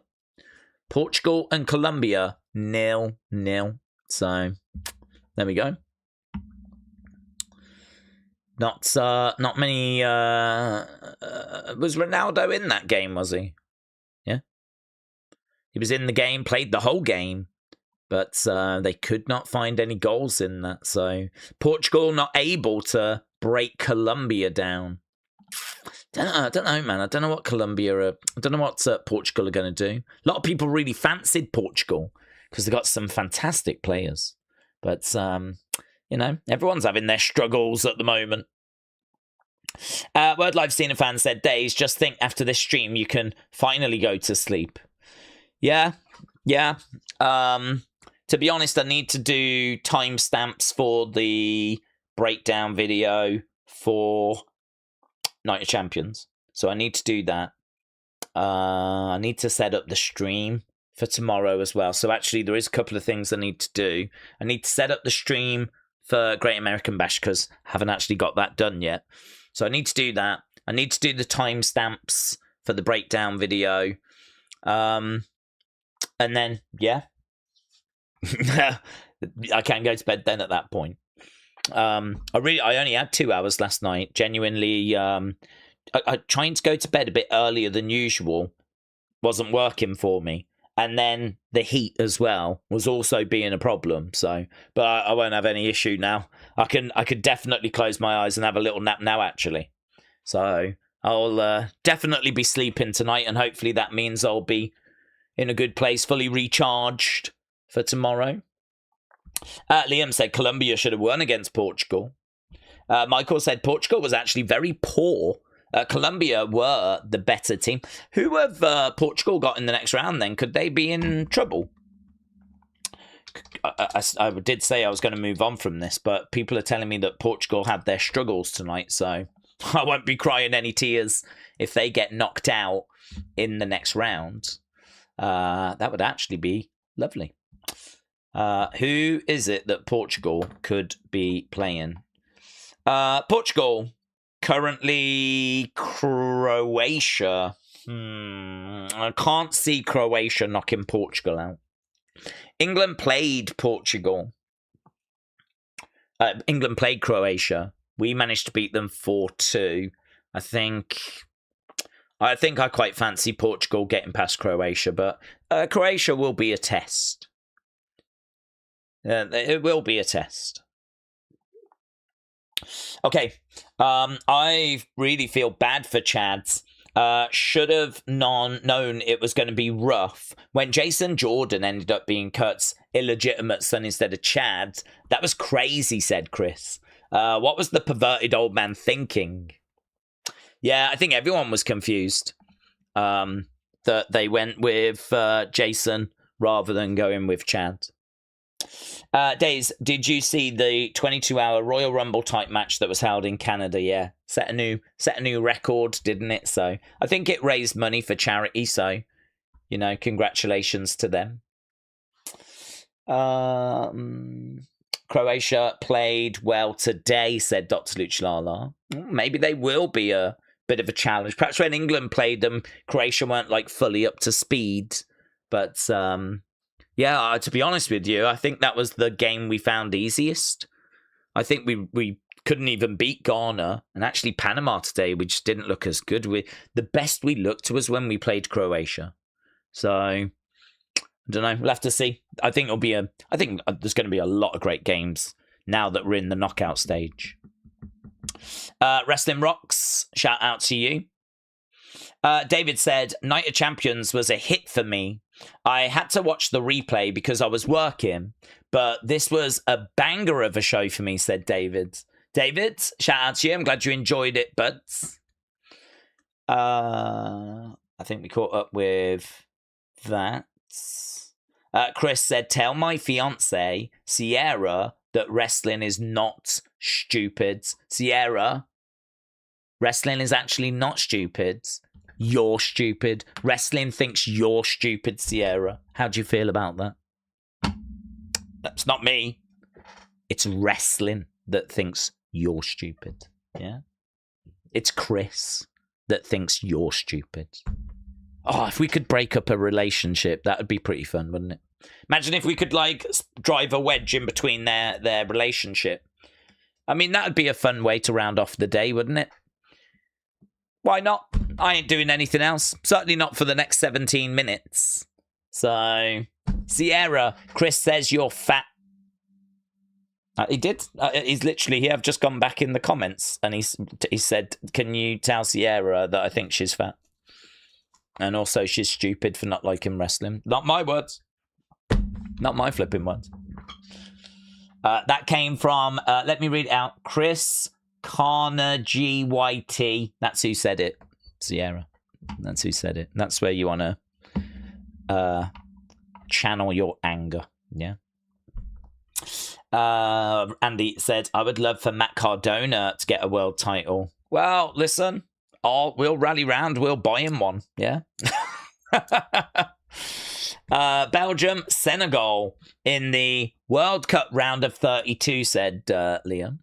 No, Portugal against Argentina in the quarterfinals. The only chance for Ronaldo Messi now is going to be in the final. Oh, a lot of people did think that it could go that way, actually, didn't they? That it could be those two nations facing. I'm not sure that they're going to end up facing in the final. I mean, that would be mental, wouldn't it?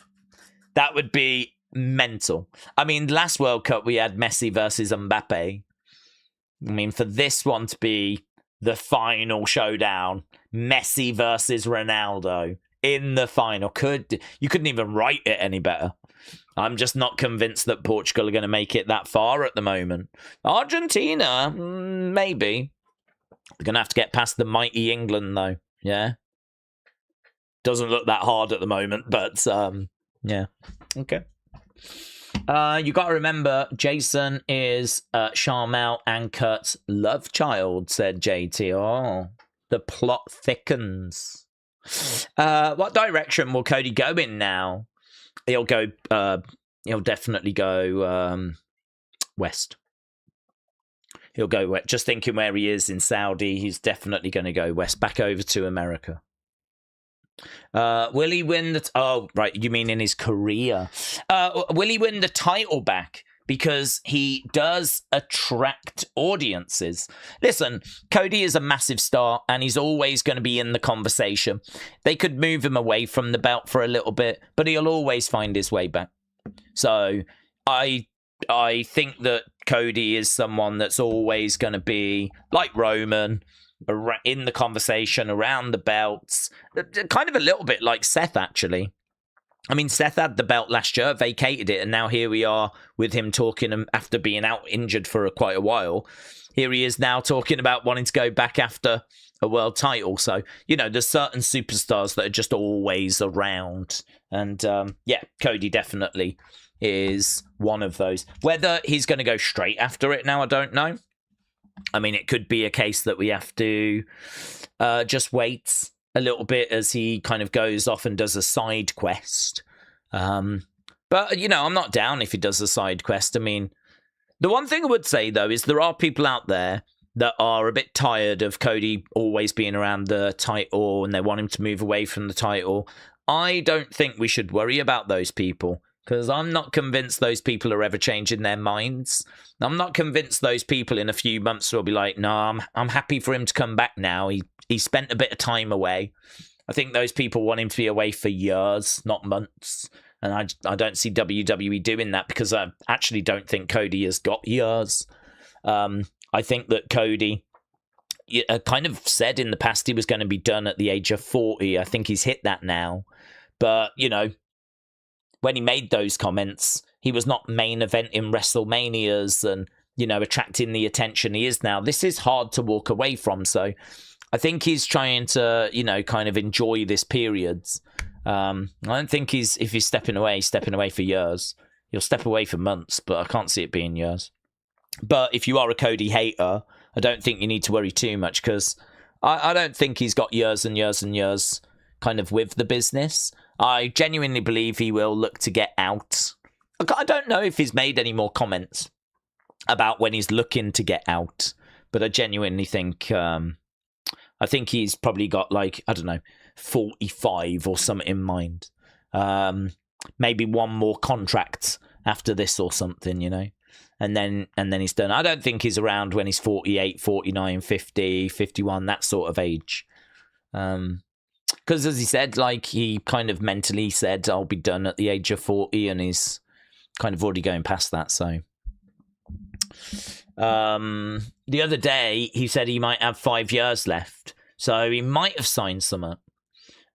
He said he's got 5 years. There, that would make sense. So if he was 40 and he said he was going to call it quits at 40, perhaps he's now looking at 45 now that he's kind of going to now. Because as he said, he was going to call it quits at 40, but now he's in a situation he wasn't in.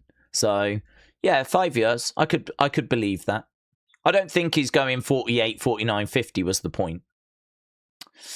Word Live Seen a Fan says, Daze, reminder for everyone, NXT Great American Bash is going to start at midnight tomorrow. That's 7 p.m. Eastern and 4 p.m. Pacific. Dr. Luchalala said, what do we think of this reintroduced faction in AAA? Well, I'm interested to see how it plays out. I don't really have, like, historical knowledge of AAA, because to me, they are... I just never watched. So to me, they're like a new faction that I'm sort of learning about. And yeah, I mean, to me, it's Carmen, Petrovic, Los Garza, one member of OTM, Dagger. I mean, it's not a group I can get like crazy excited about. I mean, they are being booked by AAA, so I've got some hope that they're going to book them well, you know? I've got some hope that that's going to go in a decent direction, but I can't get like too excited over a group that's got Los Garza, Carmen Petrovic. I mean, I'm not down on them. I think it's good, but like, yeah, and I'm interested to see what's next, but I don't know. It's not taking up too much of my thought process. Days, Cody Roman for the world title on Raw at Mania for the trilogy, said Wrestle with Andy. Yeah, maybe they could maybe go back. I don't know if there'd be too much appetite to kind of run it back again, but maybe. I think we're up to date with all of those. Yes, it's confirmed England will be playing them. Okay. On Wednesday, says Chris, right? Thank you, Chris. Looking forward to that. Right, I just heard the dog barking. I don't know if I maybe need to go and check on her and see if she wants to come in. I might do that, actually. We've got 10 minutes before we get to AAA, so I might just see if the dog needs to be let in. I don't even know if there's anyone up and awake upstairs. There might not be. So I might just go and see. And then I'll be back. We'll catch up with any comments, and then we're ready for AAA. All of this is bonus anyway. We wasn't expected to be here, right? It's just bonus stream. Because we're winning today. It's a day of winning.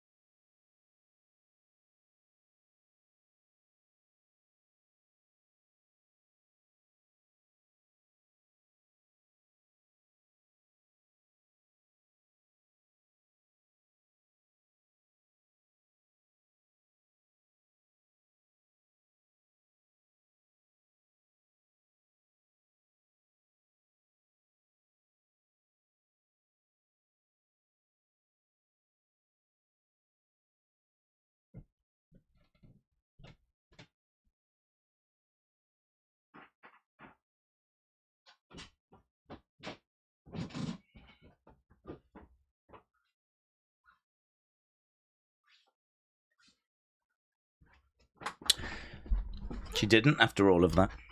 I opened the door. She just looked at me. So I gave her a stroke. I was like, are you okay? And she was just like, it's too hot in here for her, to be honest. If she comes in, like, she's just not going to settle. So it's best that she's outside. But she barks to come in sometimes. So I just didn't know if she wanted to come in or if she was just being problematic. Guys, the gingerbread man is going to attack Daze, said Sean. Well, I hope not, Sean. I managed to survive. I've got my dog out there keeping any gingerbread men at bay at the moment. So I think I'm okay. She loves food as well. I don't think they'd stand much of a chance. The Rib said, is Cena hosting tonight? Cena host him? Not that I'm aware of. Although, actually, you have just reminded me that Rey Mysterio said that he was interested in bringing in a champion, wasn't he? There was like a multiple-time WWE champion that was kind of interested in coming in. I don't know that that's John Cena, but those were some interesting comments from Rey Mysterio last week, so I don't know where that's leading. I don't know what that's going to, give us. Do we get an update on that this week, maybe? So, interesting you should mention that, because I'd actually completely forgotten about that. If you are just joining us, we're only 7 minutes away. 7 minutes away, or 6 minutes now, from the start of AAA. It is... Oof. I just saw the front of the Brian Alvarez review for Night of Champions. It says in big letters, not a fan. WWE, with all due respect, F you. So it seems like Brian Alvarez had a few issues with today's show, right? So yes, we have got AAA on deck. Let's just quickly have a look, shall we, and see what we've got on this show for those that didn't join us a couple of hours ago, right? We've been chatting about a few different things, but this is the preview. We have got Psycho Circus. They're calling out Pagano. There's been a lot of issues there with that group. Then we've got Galeno and Mecha Wolf. I don't even think I've seen Mecha Wolf before, but there we go. They're in action. And then the other match we've got, NXT Women's Championship. Come on. Not just any match. Not just any titles being defended. We flip and watch NXT every Tuesday. Those belts are being defended, or that belt is being defended. Lola Vice, the champ, defends against La HIEDRA. So there we go. That is what we've got on deck for this show. It doesn't go any longer than an hour. Might not even go over 50 minutes, to be honest with you. But hopefully it's going to be something enjoyable. Hopefully it's going to be worth watching. And preview looks okay. I'm down with watching Lola Vice. Yeah. Seeing what cakes are for sale at the cake stall. So normally there's plenty of cakes being offered out when there's a Lola Vice match occurring. Damian Priest. That might be the WWE champion. Oh, that would make sense. That would make sense.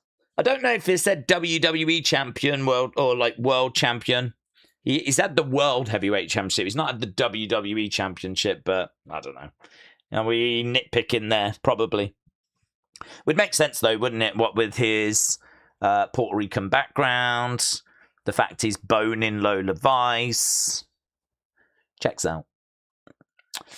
I meant Brian shouldn't watch WWE, said Dr. Luchalala. I don't know. I honestly don't know. I mean, I don't think he's biased like Dave Meltzer is. I think he is more reasonable than Dave Meltzer, but well, it's not that Dave Meltzer's not reasonable. I just think that he is not a big fan of the WWE style. He much prefers AEW, and that's fine. So, I don't know, like, I listen to Brian. I'm interested to know what his thoughts are, see what he's saying. But I don't know, it seems like he struggled with this one. So, as I'm setting up tomorrow's NXT stream, I'll probably pop that on and just listen to what he's got to say, see what his issues were, see if they're valid or if I think they're valid. World Live Cena fan said, days for Cody losing the title. I'm as happy as you that Sammy won and not Gunther. Hopefully WWE books him well, like when he held the US Championship, said World Live Cena fan. Yeah, I mean, it might not even be a good run. I'm prepared for it to end on Monday or whatever. I mean, to be honest, if he can even get out of Saudi Arabia with it, I'll be thrilled. So I'm not got my hopes on anything for this, you know. I believe it's probably part of some bigger picture that Meaves, you know, put the belt on him so we can get it there, kind of a thing. So what will be, will be. But yeah, I'm pleased that box has been ticked for him. I'm really pleased for him on that. It's also been ages since Dom defended the AAA championship, said Dr. Lucha Libre. True. We saw a very passionate speech coming from El Grande. You know, he is now setting his sights on Dirty Dom, on that championship. And then, of course, he got jumped by that group that arrived last week. So, yeah, I don't know what's going to happen there now. Does that mean El Grande is on a different path? He's going to have to deal with this group? Probably makes sense because it gives Rayo and Bravo something to do, doesn't it? Because I was thinking about them as well. Like, what does the future hold for them going forwards? So I wonder if it's going to be El Grande, Rayo, Bravo. Probably going to need a girl, aren't we? To deal with Carmen. I don't know who we'll end up getting, but I'm sure we can find someone. Dun, dun, dun. Bum, bum. Bum, bum, bum, bum, bum. Tell you what, even if you are feeling a little tired, which I'm actually feeling all right, but if I was feeling a little tired, yeah, this show will wake you up. Bit of AAA, bit of quality wrestling. Round off what has been a very fun Saturday. Okay. What do you think of Sammy winning Suzanne? Sammy won Suzanne, Frankie. I didn't know that came with the belt. That's amazing. Suzanne. Congratulations. That is amazing. Okay, look, we've got some wolves. Where you at, Perros? Heaven called us. So it's a video package for this.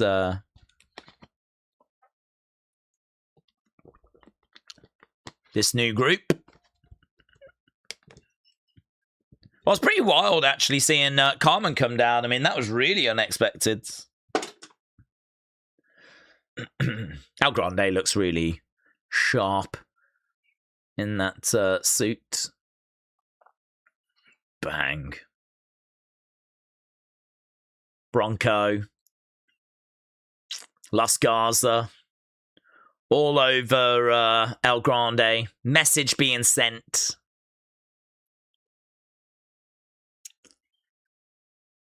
Perros del Mal.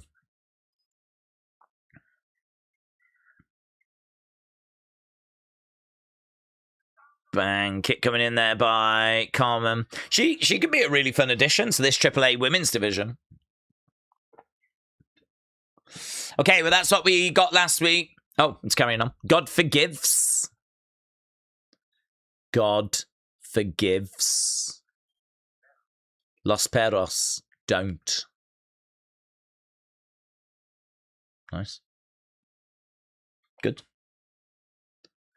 Ba-ba-bum, ba-ba-bum. Ba-da-na-ma-na. It's a nice video package, said Dr. Lucha Libre. I agree. Alex said, I haven't been watching AAA long enough to know anything about the history of this group. I'm interested to find out. Same, my friend. Same. Dogs of Evil video package, said Wrestling Fan 21. About it. I mean, I'm guessing this is probably a pre-taped episode. I don't know. I know they tape them live and pre-tape them. Like, they'll do 3 episodes in a row or whatever on the same night. But I don't see any spoilers for these things anyway. Not that I want them.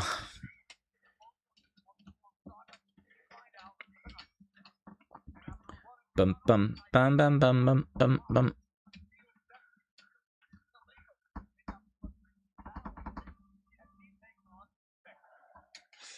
Okay, Galeno, Mecha Wolf. There is Lola. Nice pop, actually. Really nice pop for Lola. Booze coming in for La HIEDRA, Los Toxicus.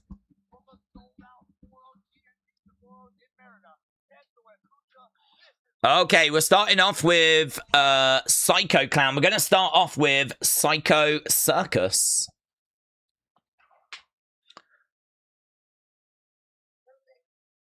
First Dave.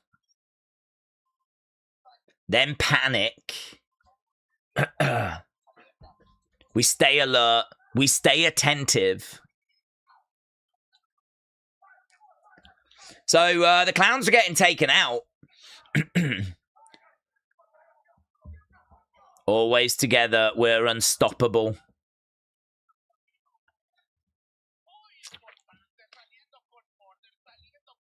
Arriving with Murder, arriving with Pagano.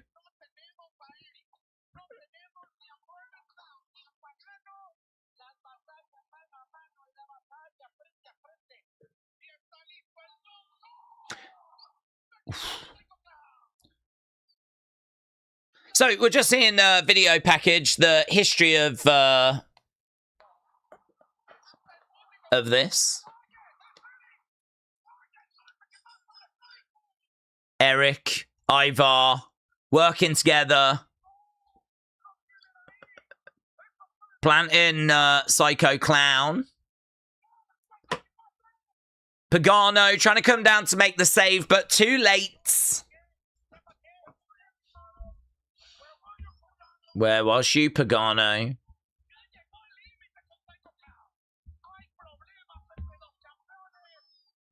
Lots of shouting. Where was Pagano?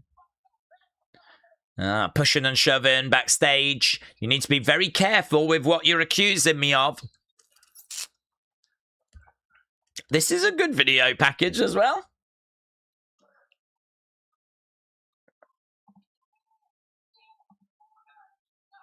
Murder Clown down backstage. Psycho Clown finds Murder Clown.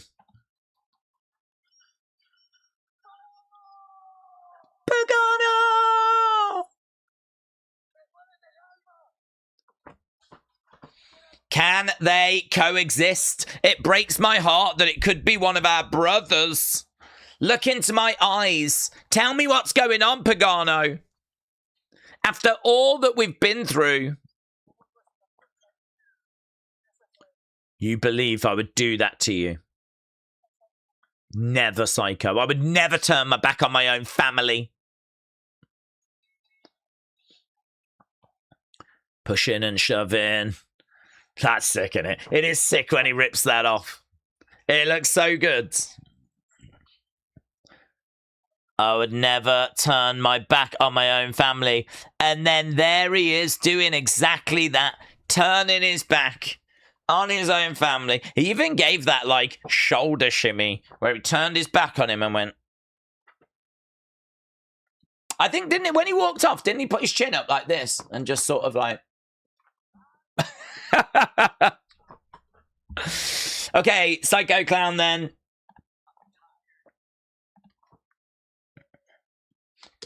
Psycho Clown Circus Pagano Evil Murder Clowns. There we go. It's just a whole mess. It's a whole mess of things going on. I've lost my brothers, says Psycho Clown. I thought they would have put this in the middle, actually, or maybe even at the end. You know, started with a match, then done this.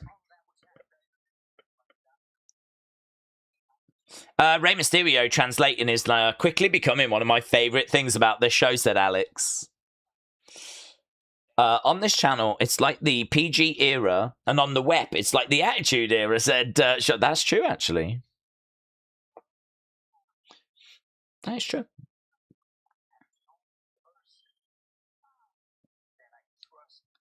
The only person I trusted.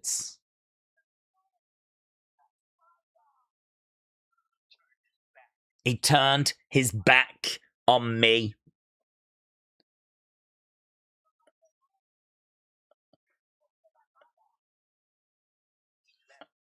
He left me lying.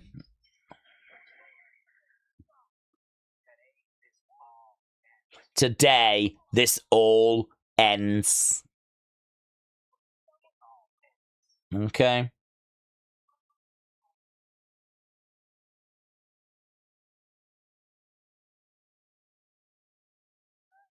So, Psycho is in there saying, today it all ends. Surely he's just going to call him out now. Bring him out. Let's get him out here. Oh, we're bringing out the other clowns. What's the swerve going to be? Are they all going to attack him or something? They look cool, don't they?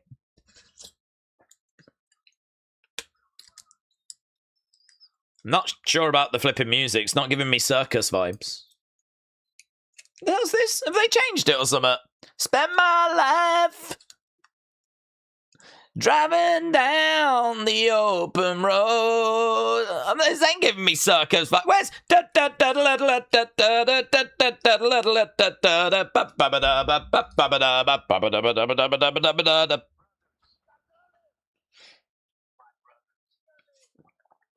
Okay, we got the clowns in the ring. Where's the cream pies?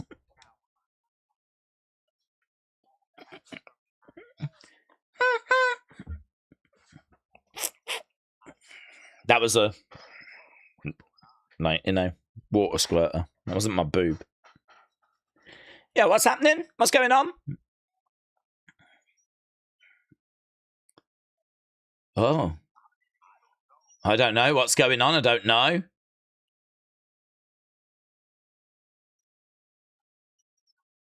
Does he know?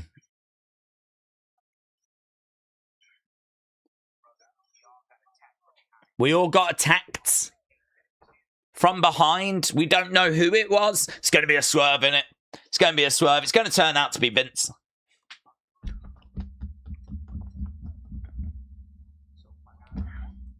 They all got attacked from behind.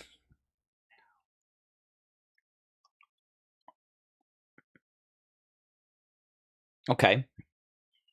Where's this going? Pagano! Are they going to jump him? I can't figure out what the swerve's going to be. They're calling him out and he ain't coming out. Scared. Psycho Clown said everything's been said. Let's go after him. Okay, they all jump out the ring. They go walking up the ramp.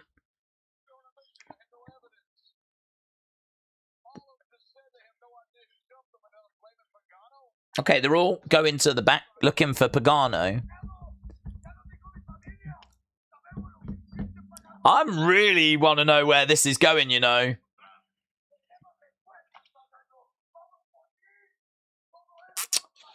Okay, we're seeing them all backstage. Piece by piece. Eye for an eye, Pagano. You're done. You've messed with us. Okay, they burst into his room, but he's down. Oh my God. Blood coming out of his mouth. He's done that to himself. He's done that to himself. Leave him. Forgive me, brother. I didn't want this to happen like this. Sometimes we just think crazy things. He might have done it to himself. I forgive you, says Pagano. Thank you, brother.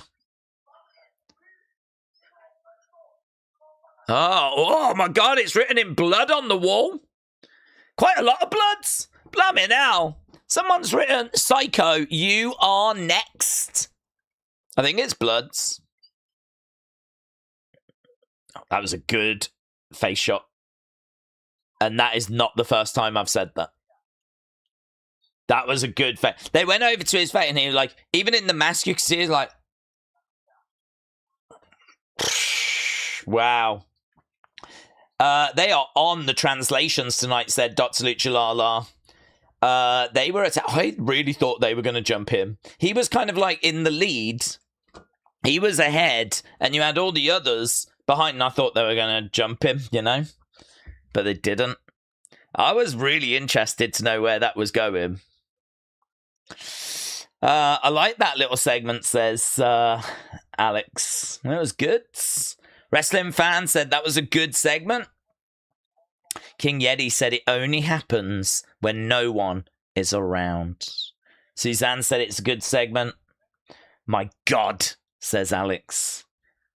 You know, if you're writing in blood, do you have any business calling someone else Psycho? Good point. Good point. And did they have to write so much as well? No, I mean, it was like flipping War and Peace. It was like that someone had written out Lord of the Rings. Okay, we're carrying on.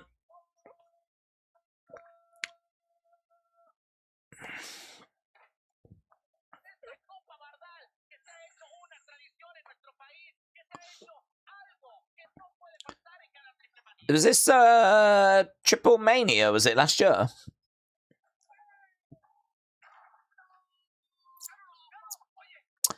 Okay, I don't know why, but we're seeing a recap of Triple Mania.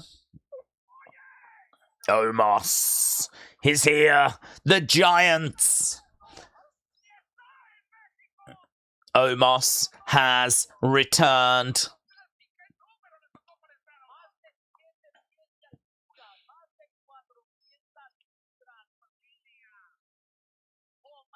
Isn't it wild that they found a use for Omos and it's in Mexico, in AAA?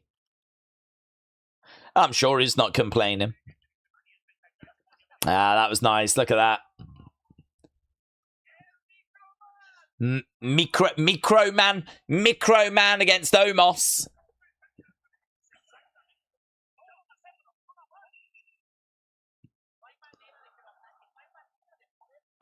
Oh, he grabs Micro Man. Picks him up with absolutely... My God, you see the way he just chucked him outside?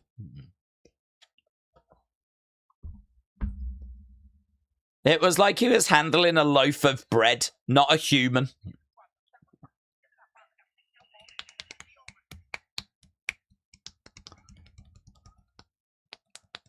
So, a bit of a long recap here of... like a battle royal that went down at Triple Mania.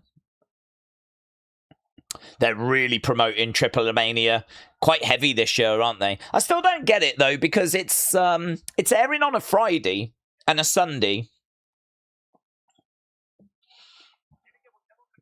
So I don't know if it's airing before SmackDown or after SmackDown or at the same time as SmackDown. I don't quite get how that's going to work.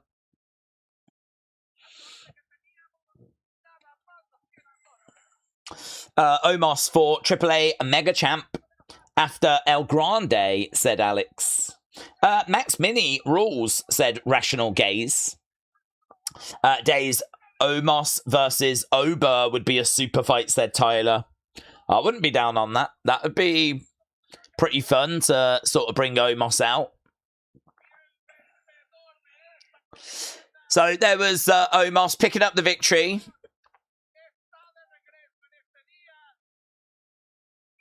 The grand winner of the Triple Mania Cup. Yeah, there we go. Little advert for... So I think they're saying that that cup is going to be featured again.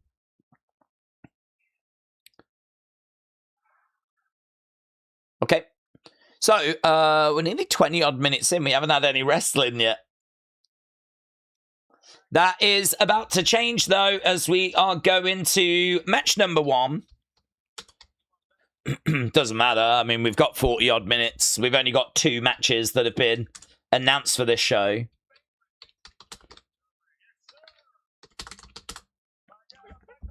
Mecha Wolf.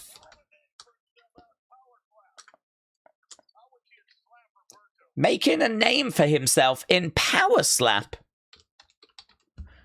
Galeno against Mecha. He's in Power Slap, is he?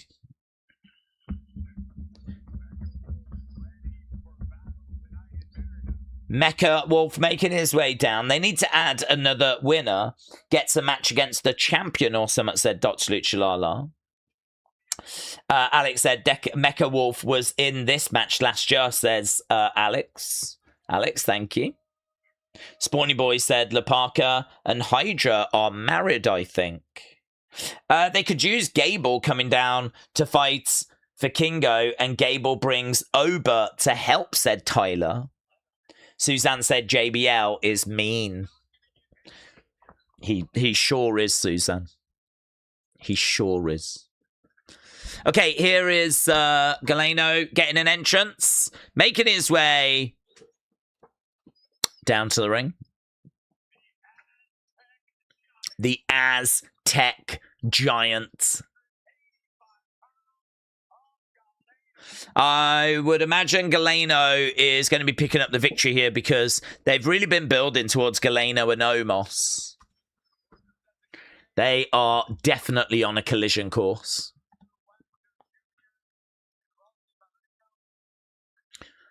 Bum, bum, bum.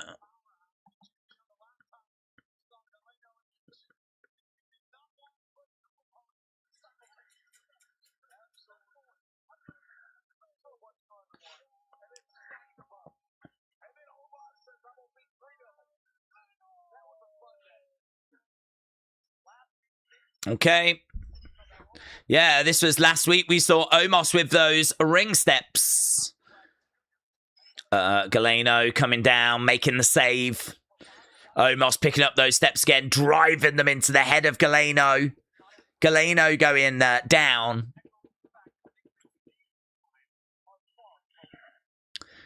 Okay, Bella's sounded. We've got both guys in the ring, and Galeno is noticeably bigger than Mecha Wolf. Galeno in the middle of the ring, looking to lock up again there with Mecha Wolf. Okay, shot coming in. Right hand's coming in.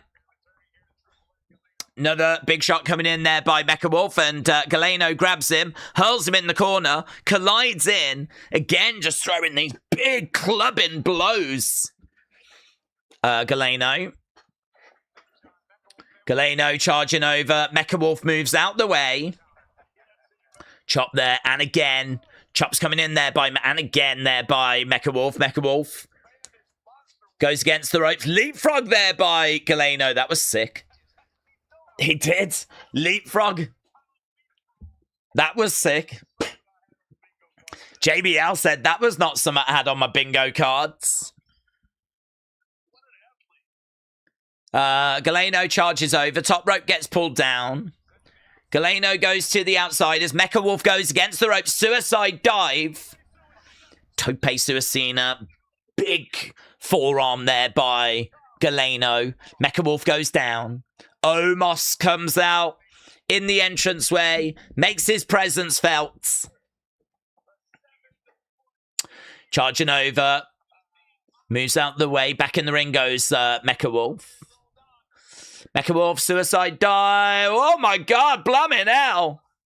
He hurled himself out the ring. Ended up crashing into that barricade. There is Omos in the entranceway. Watching this all unfold. Dropkick coming in there by Mecha Wolf. Mecha Wolf throwing in a big chop.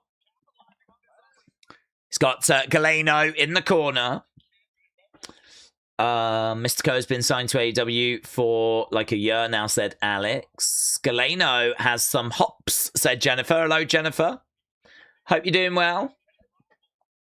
Said the PLE was rough. Joys of overnights. Shots coming in there by Galeno, driving Mecha Wolf back in the corner, grabbing Mecha Wolf. Mecha Wolf going hard over the other side. Galeno coming in, back elbow there by Mecha Wolf. Boot coming in by Mecha Wolf. Mecha Wolf in control. Coming in again, we got a drop kick. Galeno's over by the ropes. These are Dragon Lee's brothers, says Tyler. Oof. Kick coming in. Going for the cover there, Mecha Wolf. Galeno is getting his shoulder up, but only just. Omos. It looks like Omos is thinking about getting involved. Galeno picks up Mecha Wolf. Mecha Wolf lands on his feet. Forearm. And again. Oh, kick coming back. Super kick there by Mecha. Galeno in the middle. Picks up Mecha Wolf. Just helps him come crashing down with a senton. Oh, it's a big man to be sent on him as well, you know. Big man to be sent on him. I wouldn't love a man of that size jumping on top of me. Right now, Mecha Wolf against the ropes. Pick it. Oh, oof. Shoulder up. I thought that was going to do it, you know. But no joy. It'd be great to see more AAA stars on the WWE main roster, says Angel. Dotsuch Lala said, must be tiring to be so tall and stand for long periods of time, says Dotsuch Lala. Tyler said, I just really want to see all three together in a group. Dragon Lee and who? Isn't Galeno, like, is it Octagon's brother or something? Looking for a DDT. DDT. Omos on the outsides. Omos next to a normal person is crazy, says Jennifer. I don't think it's that crazy, Jennifer. I'd imagine it happens quite often. Dralistico and Roosh are Dragon's brothers, not Mystico, says Rob. Roosh and Dralistico, right. Got you.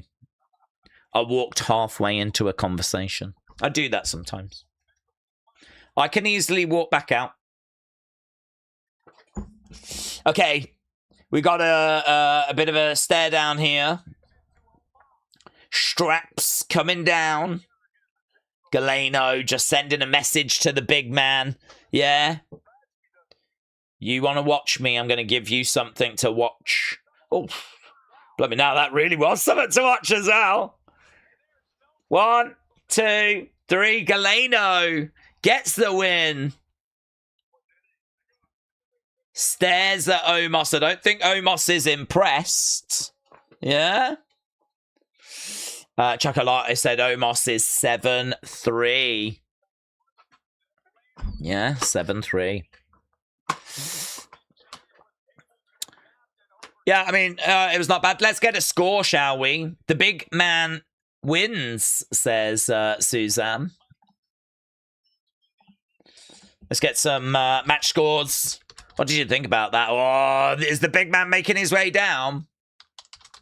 He's being told no. Not yet. Not yet.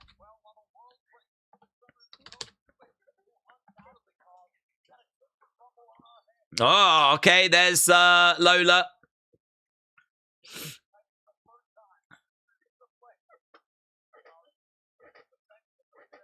Defending the title in AAA just 24 hours before Great American Bash. Lola Vice against La HIEDRA. This September.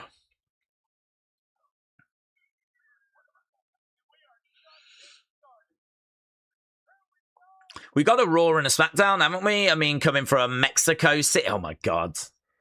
Raw and SmackDown.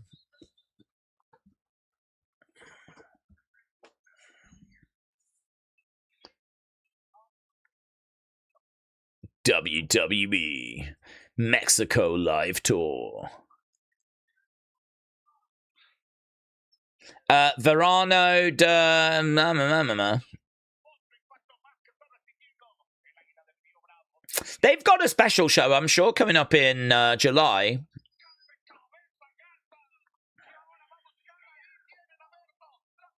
Could you imagine, low-key, if, like, AAA, like, I don't know, just go on, like, a hot period, like New Japan in 2014, 2015, 2016. Could you imagine? Imagine that. Imagine how amazing that would be. I mean, I think they're in a hot period, but this could just be the start, couldn't it? It could get hotter. I don't even know what this is. I don't even know what I'm watching right now. I'm just watching some clips of some match involving Los Garza.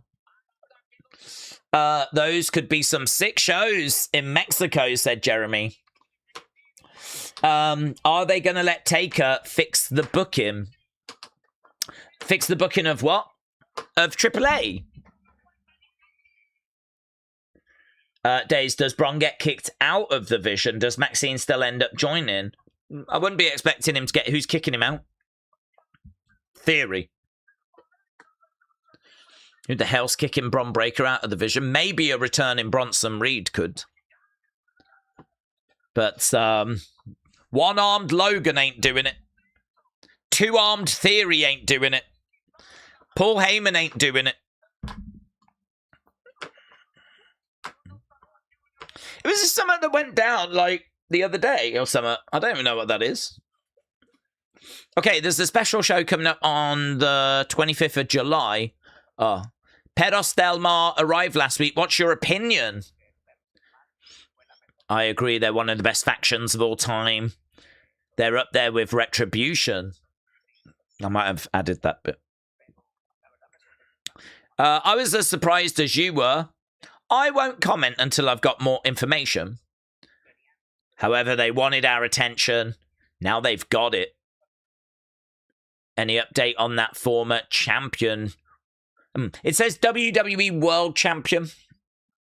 The deal is practically signed. I've invited the former WWE World Champion to appear next week. It's going to be his very first appearance on AAA. Guys, it's so exciting. It could be Bob Backlund. Bob Backlund is still with us. Hang on, what's this? There's going to be additional appearances of stars from both AAA and NXT. Lady Shani returns next week. She's going to issue a challenge to Flammer. Let's see what they can do. Okay.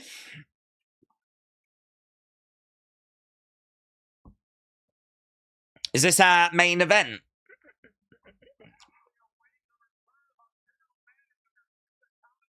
I was not familiar with La HIEDRA's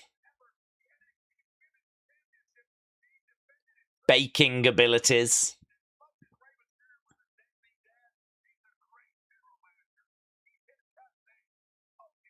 We are so winning today. What an amazing day today is. What a fantastic day. We're getting dubs even when we didn't know dubs were... Oh my God.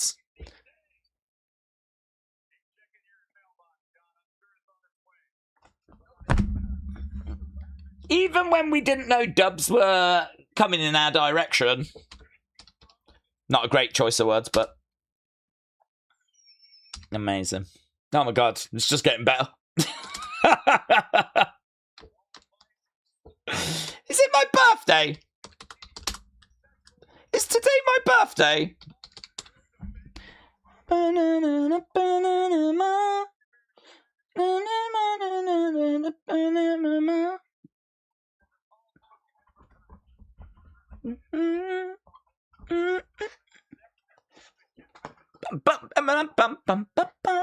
Ba-ba-da-ba. Ba-ba-dum-bum-bum. Ba-ba-da-ba. Bum-bum-bum. Ba-ba-dum-bum-bum. I didn't know that Mexico was so well known for their cake, says Joseph. Well, we've all learnt something today. LOLA's making Lola look flat, said Dutch. I wouldn't say that. I wouldn't go that far. I'm sleep deprived, but I'm not that sleep deprived. I tell you what, this ring announcer needs to up his game. Because if anyone's looking a little bit flat in that ring, it's that guy right there. We can't be sexist. Got to give a little summit to the ladies as well. And, you know, referee could up his game. The ring announcer could up his game. La. There we go. This match is going to bake, says King Yeti.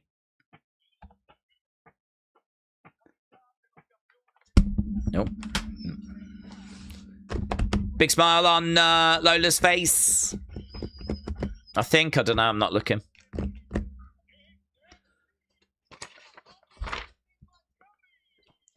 The what? The mummy and the jummy. The mummy and the jummy. What does that mean?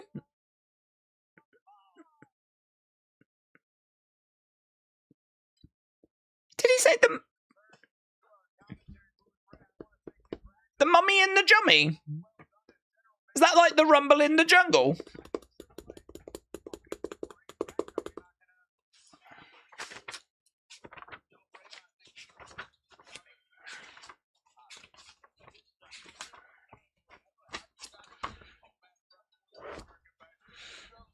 Okay, here we go. Oh my God, blimey now. On a driver, 1, 2, kick out by Lola, straight out the gates. The mommy from Miami. Oh, is that what he said? The mommy from Miami. Okay. I mean, it makes sense, doesn't it? Okay, slap coming. We're exchanging some slaps. This is getting personal. Nice little takedown there by Lola. So you lot said that last match was good 100. I got a feeling you're going to enjoy this one a hell of a lot more as we go into the edge of the commentary table. Over into the ring steps.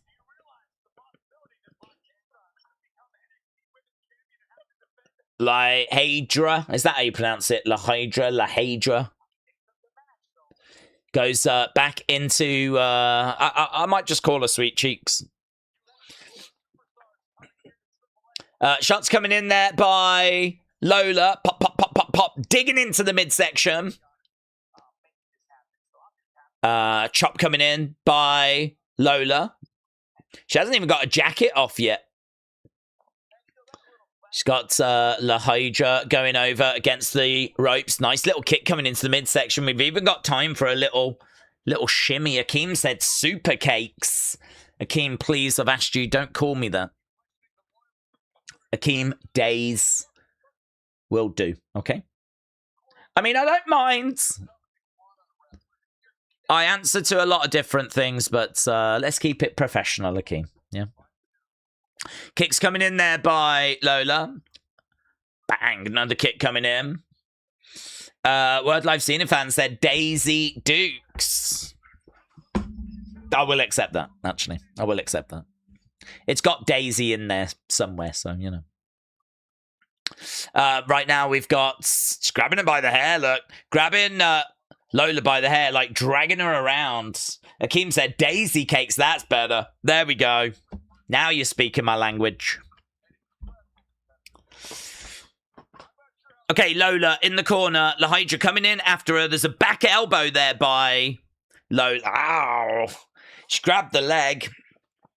Chucked it over. My God, look at the situation Lola's finding herself in right now. HIEDRA. Is she going to go low? Is she going to... Can you even go... Oh, my God. Oh, I thought she was going to drop kick her right in the vagine. I really did.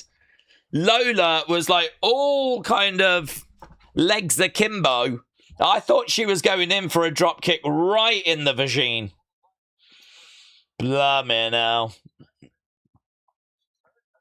She actually drop kicked her thighs, actually. Not something you tend to see in, like, boring Triple H's WWE, you know? Where we're, like, super PG. Big Mig said, this match is sponsored by Tasty Cakes and Hostess. Yeah. 100%, buds. 100%. Okay, right now we've got La HIEDRA putting a submission hold in. Cranking at the neck. Shot coming into the side of the body. That was a hell of a corner spot, said Wrestle Rants. I gotta be honest, Wrestle Rants. I've not felt this awake all day.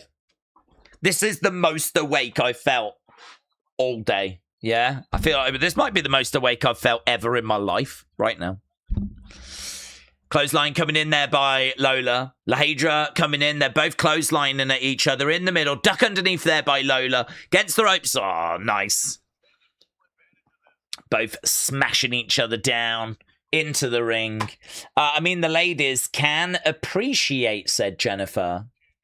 Well, there's a lot of appreciating going on, Jennifer. Don't you worry about that. You'll not find bigger fans of women's wrestling than this community right here. Oh, look at that lovely kick coming in there by Lola. Pop, pop. Duck underneath.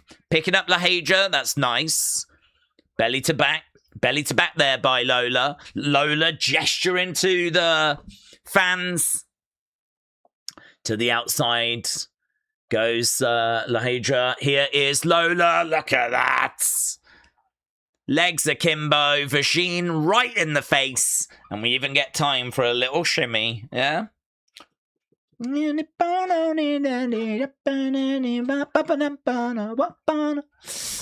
Pop, pop, pop, pop, pop, pop, pop, quick kicks. Spin, kick to the midsection. La HIEDRA goes down, slumped in the corner. Let's go. Lola, Lola, Lola, Lola. Bang! Over the other side, charging in. Do you know, we haven't even got to wait that long for the next Lola match. They're like buses. You wait for ages and then a couple come along at once.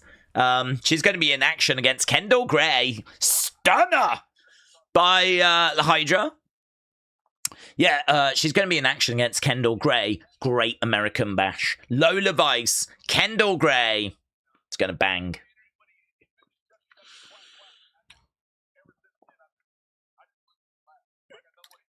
Okay, shots coming in by Lola. Knee coming in by Lola. Lola getting back into the ring. Going up. Oh! Gets planted. Kick out there by Lola. Nice pace to this. Nice pace to this. Dutch Luch Lala said this match has really woken up this chat. Yeah. I'd imagine people are calling their friends right now. Their friends. People they've not spoke to since secondary school. Ah! Back fist there by Lola as La HIEDRA goes out the ring. HIEDRA getting back into the ring. Lola looking to get back in as well. Yeah, this is where we're getting La Toxicus getting involved. Yeah, it's a numbers game. It's a numbers game. 1, 2... Shoulder up. Shoulder up. Can we get some people down? Oh, here we go. There we go. La Catalina comes down. Yeah. La Catalina's evening up the score. She's dealt with the two girls on the outside. This is going to make it 1-on-1 in the ring. Sleeper hold is in there by Lola. Lola goes down. 1, 2. No joy. Lola going over against the ropes. Oh, my Jesus Christ. Spinning back fist. Oh, my God. She just sent that girl to the Shadow Realm. She just sent that girl to CMLL. Not even now, in the 1990s. Mate, that spinning back fist is nasty. It is. It should be outlawed. It's a legit weapon. Okay, La Catalina's joining in as well. We're all dancing away. Yeah, she turns her attention to Kendall Gray. These two bopping away in the ring. Bum. Two girls, one bout said, love the bearded. Nice. Nice. Bum.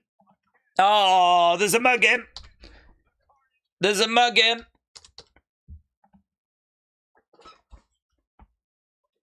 La Catalina is down. Who's coming down? Is this lady... whatever.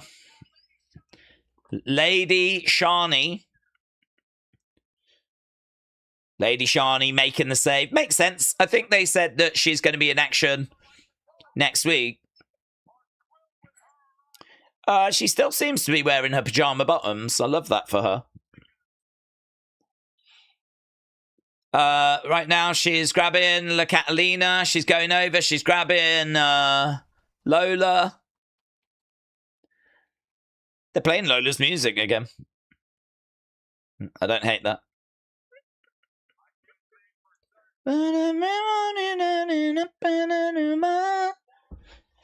Lady Bouncy has arrived.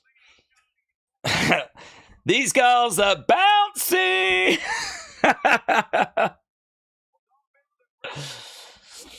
Don't miss the Great American Bash. Great. Fun. Ain't got no complaints from me. Well done, everyone. Well done. Michael said, how about that Sami Zayn today? Sami Zayn, I don't even remember, but I am thinking La HIEDRA, Lola, La Toxicas, La Catalina. Yeah, who's Sami Zayn? What's a Sami Zayn? How quickly it can be forgotten, eh? Damian Priest is going to be here next week, said Angel. Is that who we're thinking it is, or is that who we know it is? Is this a spoiler? Are you lot spoiler McGrews? Well done, 8 out of 10. Big Mig said that 1 hour was better than the whole PLE, said Big Migs. Daze, what do we think? What do we think? I really think a Triples Tag Championship is needed in WWE. Don't know, to be honest, birds. I seem to remember that the tag titles and the trios titles, when I was watching AEW, kind of got in each other's way. There was a lot of crossover. It kind of made the divisions not feel very defined. So maybe if you used to get rid of a set of the tag titles, then, you know, I don't know that we need 2 sets of men's tag titles. So if you got rid of one and then brought in maybe a trios one, maybe. But I don't know that I would just bring in a trios as well, because they sort of get in each other's way. Word Life Cena fan said, Days, Roman could have Jacob go after Dirty Dom's AAA Mega Championship. Then the Bloodline can have AAA presence. Yeah, could do. I don't know if WWE are willing to kind of allow Jacob to turn his attention to AAA. They might have other projects that they want him to do on the main roster, but certainly an option. Certainly an option. That's a really good heel women's group, said Spiller. Spiller, hope you're well. That's it for this week, says Wrestling Fan 21. Yep. Show kind of coming to an end.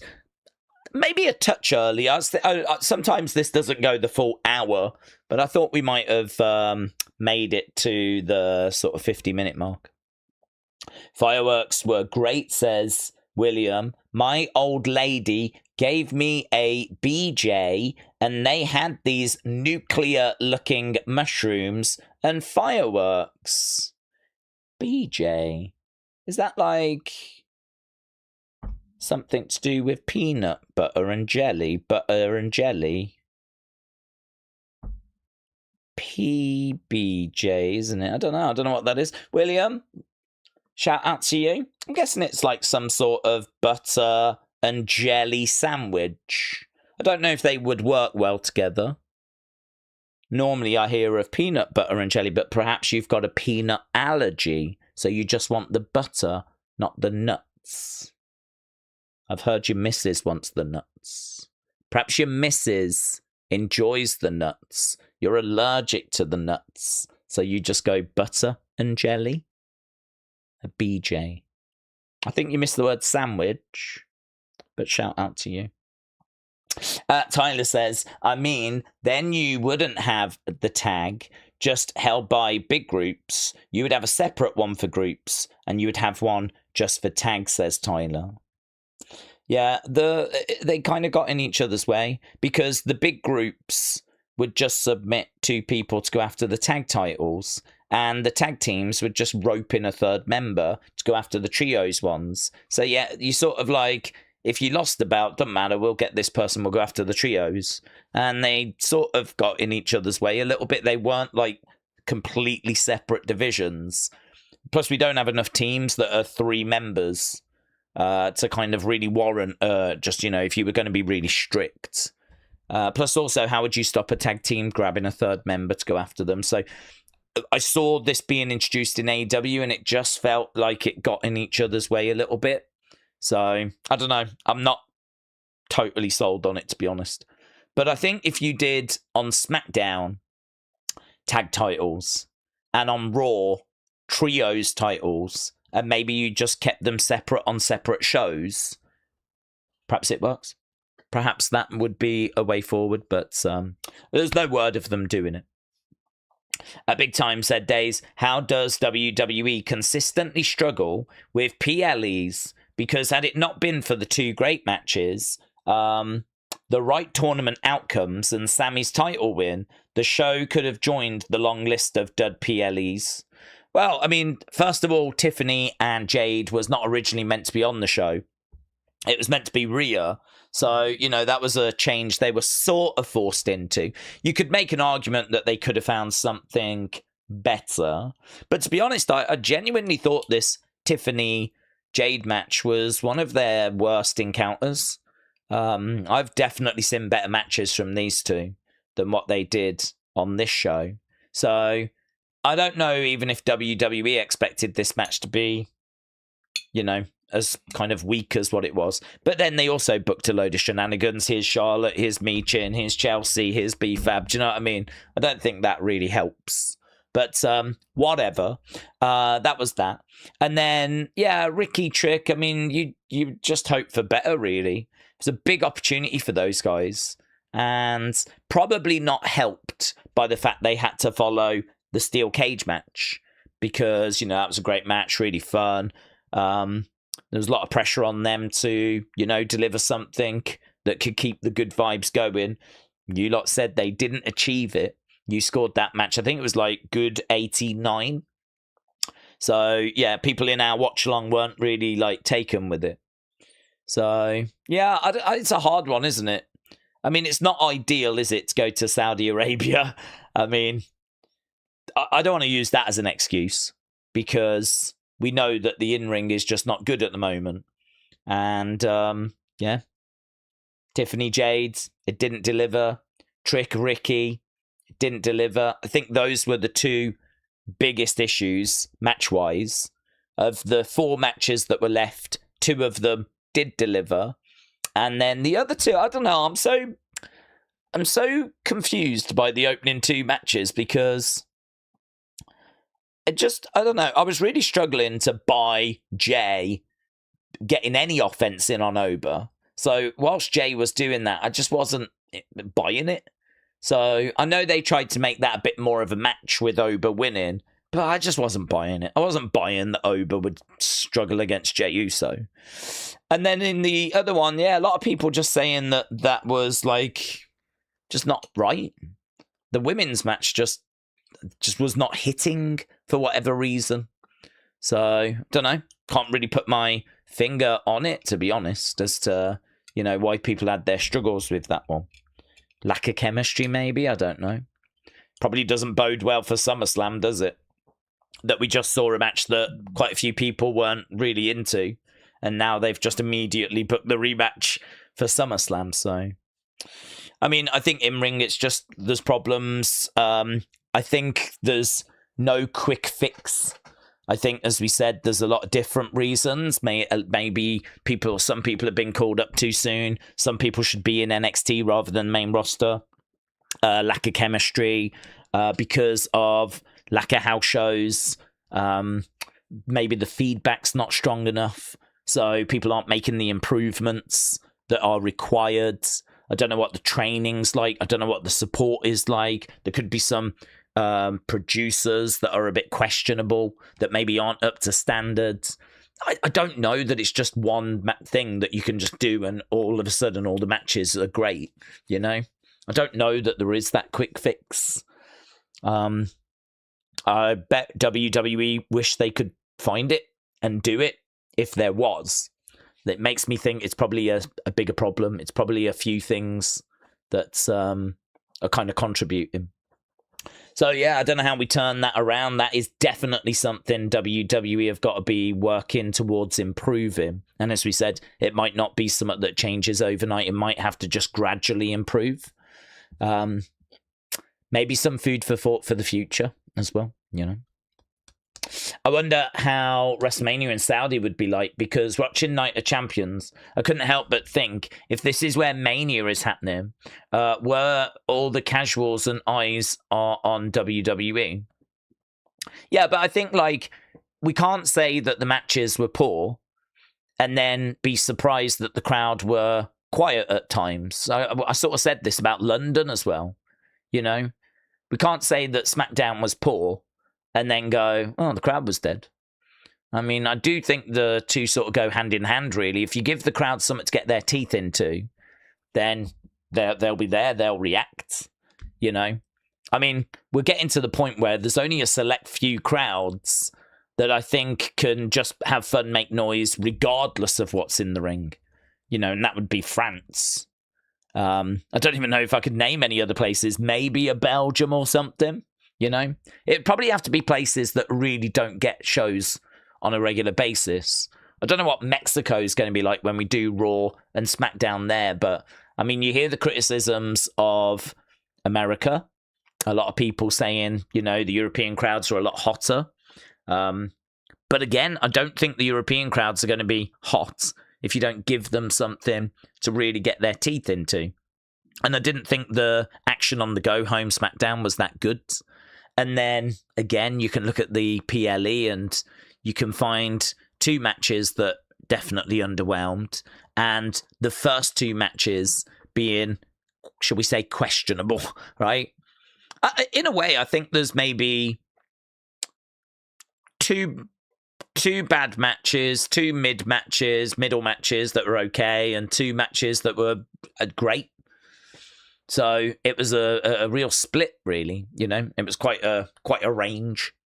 So yeah, I don't know. I can't really blame the Saudi fans. I think by and large, the Saudi fans have proven themselves to be really vocal, to actually be really passionate. I thought they were really good at the start, and then as we kind of got into the show, and certainly those two matches for the US titles, they started to struggle a bit, But I can't say I blame them, really. The cage match rating for the SmackDown plummeted to a 2-month low of 3.8 after a good stretch of seeing a rebuilds. Yeah, maybe not unfair. I think a fair few people had their struggles with this SmackDown, but it was a go-home show, so I'm going to remain glass half full that it improves next week. This week was painful. Even doing the go-home match standards, says Jennifer. Benito said, Daze, I was surprised that WWE made B-level talent WWE champion, but I think you have to start to reevaluate the mentality that top draws can only be WWE champions. It's like Jinder Mahal all over again. Well, I mean, Jinder says that he wasn't given the belt because of his Indian heritage, but the general accepted belief is that he was given the belt because of his Indian heritage, as WWE were trying to grow in India around that time. So, you know, there is a logical reason as to why Jinder was given the ball. And I don't know, the big picture is going to have to be revealed as to why they put the belt on Sammy. Did they just think it was time and he deserved it? Or is it part of a bigger picture? I've got a sneaky suspicion that it's part of a bigger picture. But yeah, we'll see. We'll probably get a better idea once we're past SummerSlam. Why would the Saudi crowds even care about US titles, says Nightbird Beastman. What I've seen a fan said, Daze, if you compared the 3 matches that Jade and Tiffany had, the first being at SummerSlam, second being at Saturday night's main event, and today, the match at Saturday night's main event was 5 minutes. Tiffany didn't get any offense in, and it's the worst match ever, said Word Life Cena fan. Well, I thought that, I mean, I can't specifically remember which one, you know, was the SummerSlam, which one was the Saturday night's main event. If you're telling me that this was middle of the 3, then, okay, that's fine. It's not the best Tiffany Jade match that I've seen, though. I've got to think that would be the SummerSlam match. And I've got to think that WWE needed a replacement for the Rhea match that was going to take place. And, you know, we were in this sort of feud anyway. Tiffany had a championship. It's a way of getting her on the show and showcasing her. You know, they've gone with this. They could have gone with something else. Well, I don't think they delivered. I think it's kind of widely accepted that this was the weakest of the matches on this show. So I think that for me is a concern, because you can sort of look at the card beforehand and identify the matches that you've got concerns about. And at the moment, a lot of the time, those matches are the ones that sort of underwhelm. It was a bit like when we started SmackDown, and I was saying, I wouldn't have started with this women's tag match because it doesn't really matter. It doesn't mean anything. You know, there's not really much of a purpose for it. It's the kind of match you would just cut if you were going down to 2 hours. Is this really how we want to kickstart the show? And then lo and behold, I think the community scored it good 90. And you kind of go, yeah, that's just not the tone that we want to start this show with, is it? I'm really surprised we didn't start with the Rey Fenix, Nathan Frazier, AAA Cruiserweight Championship. Because, I mean, again, on paper beforehand, you would look at that and go, that feels like it's going to bang. And it did. So, do you know what I mean? Like, even before you see the matches, you can have a gut feeling about, I'm a bit worried about that. I'm not sure about that. I think there was a lot of people that sort of identified those 2 US title matches as being the potential weaknesses on this card. And I think the general consensus, obviously not everyone's going to agree, but I think the general consensus is that they probably were the 2 weakest matches. Big Time said the attendance dropped for UK. I wouldn't be shocked if the ticket prices last year maybe scared some people off. TKO really milked UK fans dry with expensive prices. Hardcore fans not getting into the building. No, I haven't seen any chatter on the attendance. I mean, the other thing I would say is that England were playing. I mean, I think SmackDown has been a bit of a tough watch for a while. So, I mean, even without looking at prices, I would be hesitant to kind of pull the trigger on buying SmackDown tickets. If then I go, do you know what, let's do it, and I actually buy them, then the price might scare me away, right? If it's like, well, I ain't paying that. I was debating whether to go anyway, but I ain't paying that. And then add in the fact that it was England-Ghana that night on Tuesday. And obviously, yes, they did say we're going to show it on screen, come and join us. But, you know, again, it might be enough for people to go, nah, do you know what, I'm going to go around John's. He's got like a couple of mates coming around. He's going to have a load of beers. We're going to make a night of it. So we're going to watch the game around there. Be good to catch up with him, actually. Blah, blah, blah, blah, blah. You know? I mean, it's a big deal over here, the World Cup and the England games. They tend to do decent ratings, even at the group stages. So, I don't know. I think there was a few factors that might have been kind of working against them shifting some tickets. But yeah, I don't know. I haven't seen if the chatter is that it was low and concerningly low. You know, they're going to have to work hard to turn that round, aren't they? Benito said, my theory is that Cody or Gunther was supposed to win. Midway, the Saudi King threatened Hunter to make Sammy WWE champion, and so they did an audible. It's simple and a spicy theory. I like it. I'm going to just accept it as fact. The attendance chart wouldn't be... Oh, we read that. Did we think NXT Great American Bash does 300, 400, 500, 600s? I don't know, to be honest. I mean, I suppose what I would do is I would be interested to know what the normal thing gets in that time slot. So I'd need information. If I was CW Network, what am I normally getting in that time slot? How much does that cost me? And then how much is this show costing me? And as a result, what's the kind of thing I'm looking for? So, for example, if this Great American Bash is costing me the same as the film that I would normally show there, and the film that I normally show gets 250,000, then I'm looking for that, you know, as a minimum, really. You know, because this is the first time that we're doing it, so I'm hoping there's going to be a bit of a bump.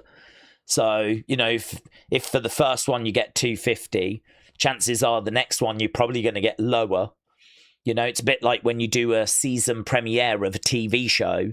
Episode 1 tends to do the best ratings, and then people, you know, less people tune in for episode 2, episode 3, blah, blah, blah, blah, blah. So if I'm an executive and I'm spending X amount to get 250,000 viewers, and actually this is going to cost me the same, then yeah, I'd like 250, but I'd probably like a bit more because it's the first one, and the chances are, you know, there's a novelty factor, so perhaps I would look 300, but I can't give you that because I haven't got any of that information. So without that information, I'm just plucking numbers out of nowhere, and I have no basis to kind of, you know, talk about any numbers. So I would need a lot more info in front of me. The match at Saturday night's main event was when Jade became the champion. Tiffy was gone till the Rumble match, said Word Life Cena fan. Cool. I don't know. I mean, I just know that they did better. They've had better than the one that they delivered this time around. Again, it's cage match, right? So I mean, you can't read too much into it, but so far there's 74 votes, and this match today scored 3.6. It was, even on cage match, like the lowest rated match. So 3.6. If I click on Tiffany and go matches, then I can go Night of Champions, Friday Night SmackDown, Friday Night SmackDown. Where's their SummerSlam match? Or whatever. It'd be down here, wouldn't it? Where are we? There is that.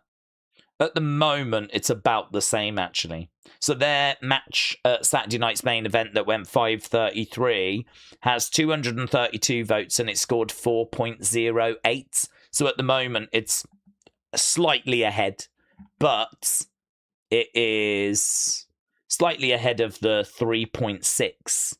But obviously that other one has a lot more votes. So there's every chance that as more votes come in, that kind of rises up. But it's sort of in line with that Saturday night's main event one. I mean, the one match went 5:20. This one went 7:40. So it had an extra 2.5 minutes to it, right? Compared to, what did they get at SummerSlam? What did they get at SummerSlam? Just out of interest. At SummerSlam, because I remember them delivering something better than this. So 5.3 at SummerSlam. I mean, even Meltzer gave that one 2 stars. But I do remember them delivering better. So, I mean, this is the one I'd have to point to. Maybe it was better than we were expecting it to be. But to be honest with you, 5.3 is still not mind-blowing, is it? Still not mind-blowing. In fact, look at SummerSlam Saturday. It was a pretty atrocious day. I mean, CM Punk Gunther is the only thing that actually delivered anything. CM Punk Gunther delivering an 8.5. Main eventing SummerSlam last year. But before that, we did the Drew, Logan, Jelly Roll, Randy Orton match that got 5.1. Tiffany Jade, 5.3. Sammy Carrion, 3.4. Whoa. Alexa, Charlotte against Raquel, Roxanne, 6.3. Jay Roman, Bron Breakker, Bronson, 6.9. That's okay. That's knocking on the door to a 7. Meltzer actually gave that 4 stars. So, God, it was slim pickings at flipping SummerSlam last year, wasn't it? Slim pickings. To be honest, if you look at those scores, I mean, you could make an argument that they've never really had a great match. They've maybe just had a match that exceeded expectation at SummerSlam. It wasn't that it was that mind-blowingly good. It just wasn't as bad as people feared. So perhaps WWE should have known that their match at Night of Champions wasn't going to really blow anyone's mind, you know? I've never really looked at Cage Match, but the Pat stuff and gaining traction has piqued my curiosity, says Big Time. Well, you have to take it with a pinch of salt. I mean, I like to use it as a reference because everyone talks about Dave Meltzer's ratings, but that's just one man's opinion. So with Cage Match, okay, you might only have like 74 votes, but that's a hell of a lot more opinion than just one person. So it's the best we've got. I wish it had thousands and thousands of votes, but sometimes you are just dealing with 74, 75, 80. It's good for a PLE though, because when it comes to a PLE, you tend to be dealing with like, you know, a couple of 100 votes. We still haven't got like loads of information in at the moment though. So at the moment, it's still only on like 65. So at the moment, Night of Champions is on a 6.6. And you can see like how all the opening match 4.7, King of the Ring, Queen of the Ring 6.3, Seth Bron Breakker 7.4, Trick against Ricky 5.06, Tiffany against Jade 3.6, and at the moment Sammy, Cody, Gunther 9, probably boosted by the shock of Sammy winning, of course. But yeah, far and away that one out in front. But second, and still a very healthy number, Seth Rollins, Bron Breakker with a 7.4. So that's kind of how the show's looking on Cage Match at the moment. I think it's just worth having a look. It's not the answer, right? It's not like, I mean, I've been out of sync with Cage Match loads of times, so I would not point at this and go, this is gospel. But I would just say that it's a decent reference. I don't know where you get your information from. Some people might go to Dave Meltzer, they might go to Bleacher Report, they might go to Sports Illustrated if they do them, I don't know. Wherever you go to get your kind of, you know, thoughts on a show, I don't think this is a bad one to put in the mix because, you know, that's got over 100 votes. So, do you know what I mean? It's all right, isn't it? It's better than just one person's opinion. So, I like it. I wish it was more popular, to be honest. But you can't take it as gospel or anything like that, and I don't. But I do use it as a reference, just to kind of get a gauge. You know, I use that. I use the community opinions. I'll be interested to see what Brian Alvarez had to say. He's put a video out saying, you know, he was not keen on what went down at Night of Champions. So I'll be interested to see what he's got to say on it. Are there any PLEs since 2024 you would be willing to go back to and rewatch some matches? Evolution. I've always enjoyed Evolution. I think that was the best PLE last year. So that's one that comes to my mind straight away. Before that, don't know. To be honest, I can't remember what we said was the best PLE in 2024. I think Elimination Chamber might have scored fairly well. It's probably going to be Cody finishing the story, isn't it? It's probably just WrestleMania 40 and Night 2 in particular that kind of eclipsed everything. I would imagine it was more early in the year than later in the year, because I don't think later in the year was that great. So my guess would be it was probably more earlier in the year. But yeah, the first one that would come to mind if someone was like, you got to watch a show from 2024 or 2025, what are you going to watch? I'm going to go back to Evolution. I really enjoyed that show. Let's not forget that Sammy is worth 1,000 Eva Maries, says Benito. So it was puzzling to see him win WWE Championship, but Cody didn't congratulate Sammy. But Sammy did congratulate Cody when he won. So I'm glad Cody is not champion, says Benito. I usually like to seek out major PLEs like SummerSlam, WrestleMania, Survivor Series, but we've had a lot that have bombed.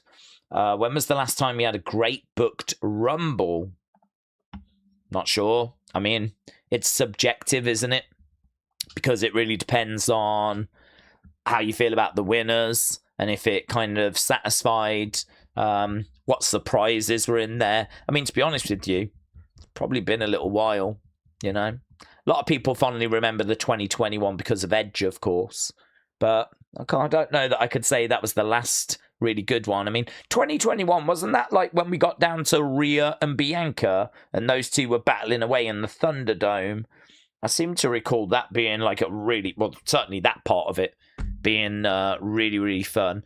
And I think actually that might have even had Billie Kay kind of handing out her resume, which I really enjoyed as well, as people were making their way down to the ring as she was trying to recruit some friends. So, I don't know, I think for fun, and certainly as we got down to the final stages, the women's in 2021, Edge's return with, 2020, I can't really recall. I mean, I don't think like last year with Jay being victorious or Charlotte being victorious was that special. Certainly this year didn't feel special, apart from the fact we built that stadium.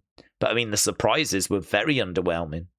And I'm trying to think back to 2023, if there was anything really that, kind of went down there. I can't really recall anything. So, I don't know. Maybe Triple H is just not that great at booking Rumbles or whatever. Was it that, when was it that Alexa came back? That was a nice little moment when she returns. I think, was it 2023 that she came back? Was it I think it was 2023 when we did... No, did she come back then? No, I think she came back 2024, because 2023, I think she faces Bianca and she goes. 2023 is Pitch Black match. So, I mean, that's not Rumble, but, it goes down at the Rumble. So, yeah, I don't know. I don't remember that year really standing out either, to be honest with you. So, might be a little bit of a blind spot for Triple H, mightn't it? Thinking about it. I always thought he struggled with Money in the Banks, because that was something that he always used to struggle with. But actually, I thought he did a decent job with the Naomi cash-in. And I don't know how people felt about the Seth cash-in with the faking of the injury, but I thought it was pretty fun. I'm not down on it. But people, I think, were... I don't know, everyone's really suspicious now if they can trust anything, so might have had some nasty side effects, to be honest. 2022 was when Brock and Ronda won, and that was... putrid, says Big Time. Interesting. Let's not forget Sammy is... Oh, we read that one. Okay, I think we're up to speed with everything. That was AAA. I did not expect to do it, to be honest, so there we go. You got a bonus stream out of me, and we also stuck around a good 25 minutes or so after it ended. So there we go. Appreciate everyone joining us. We are back again later with Great American Bash. So I'm looking forward to getting my teeth into that. I'm looking forward to getting a bit of sleep as well, to be honest. But yeah, I'm looking forward to getting back with another show. It's good, actually, that we're not away now till Monday. We're back later with Great American Bash. I'm going to go and set that stream up. And as I said, get a bit of sleep, whatever. But yeah, still plenty of wrestling on the way. NXT later. We're back on Monday with the fallout of Night of Champions with that, what should hopefully be a big episode of Raw. And of course, then back on Tuesday with NXT. There's still loads of stuff on the way. So thanks for watching. Appreciate it. And see you again later. Bye for now.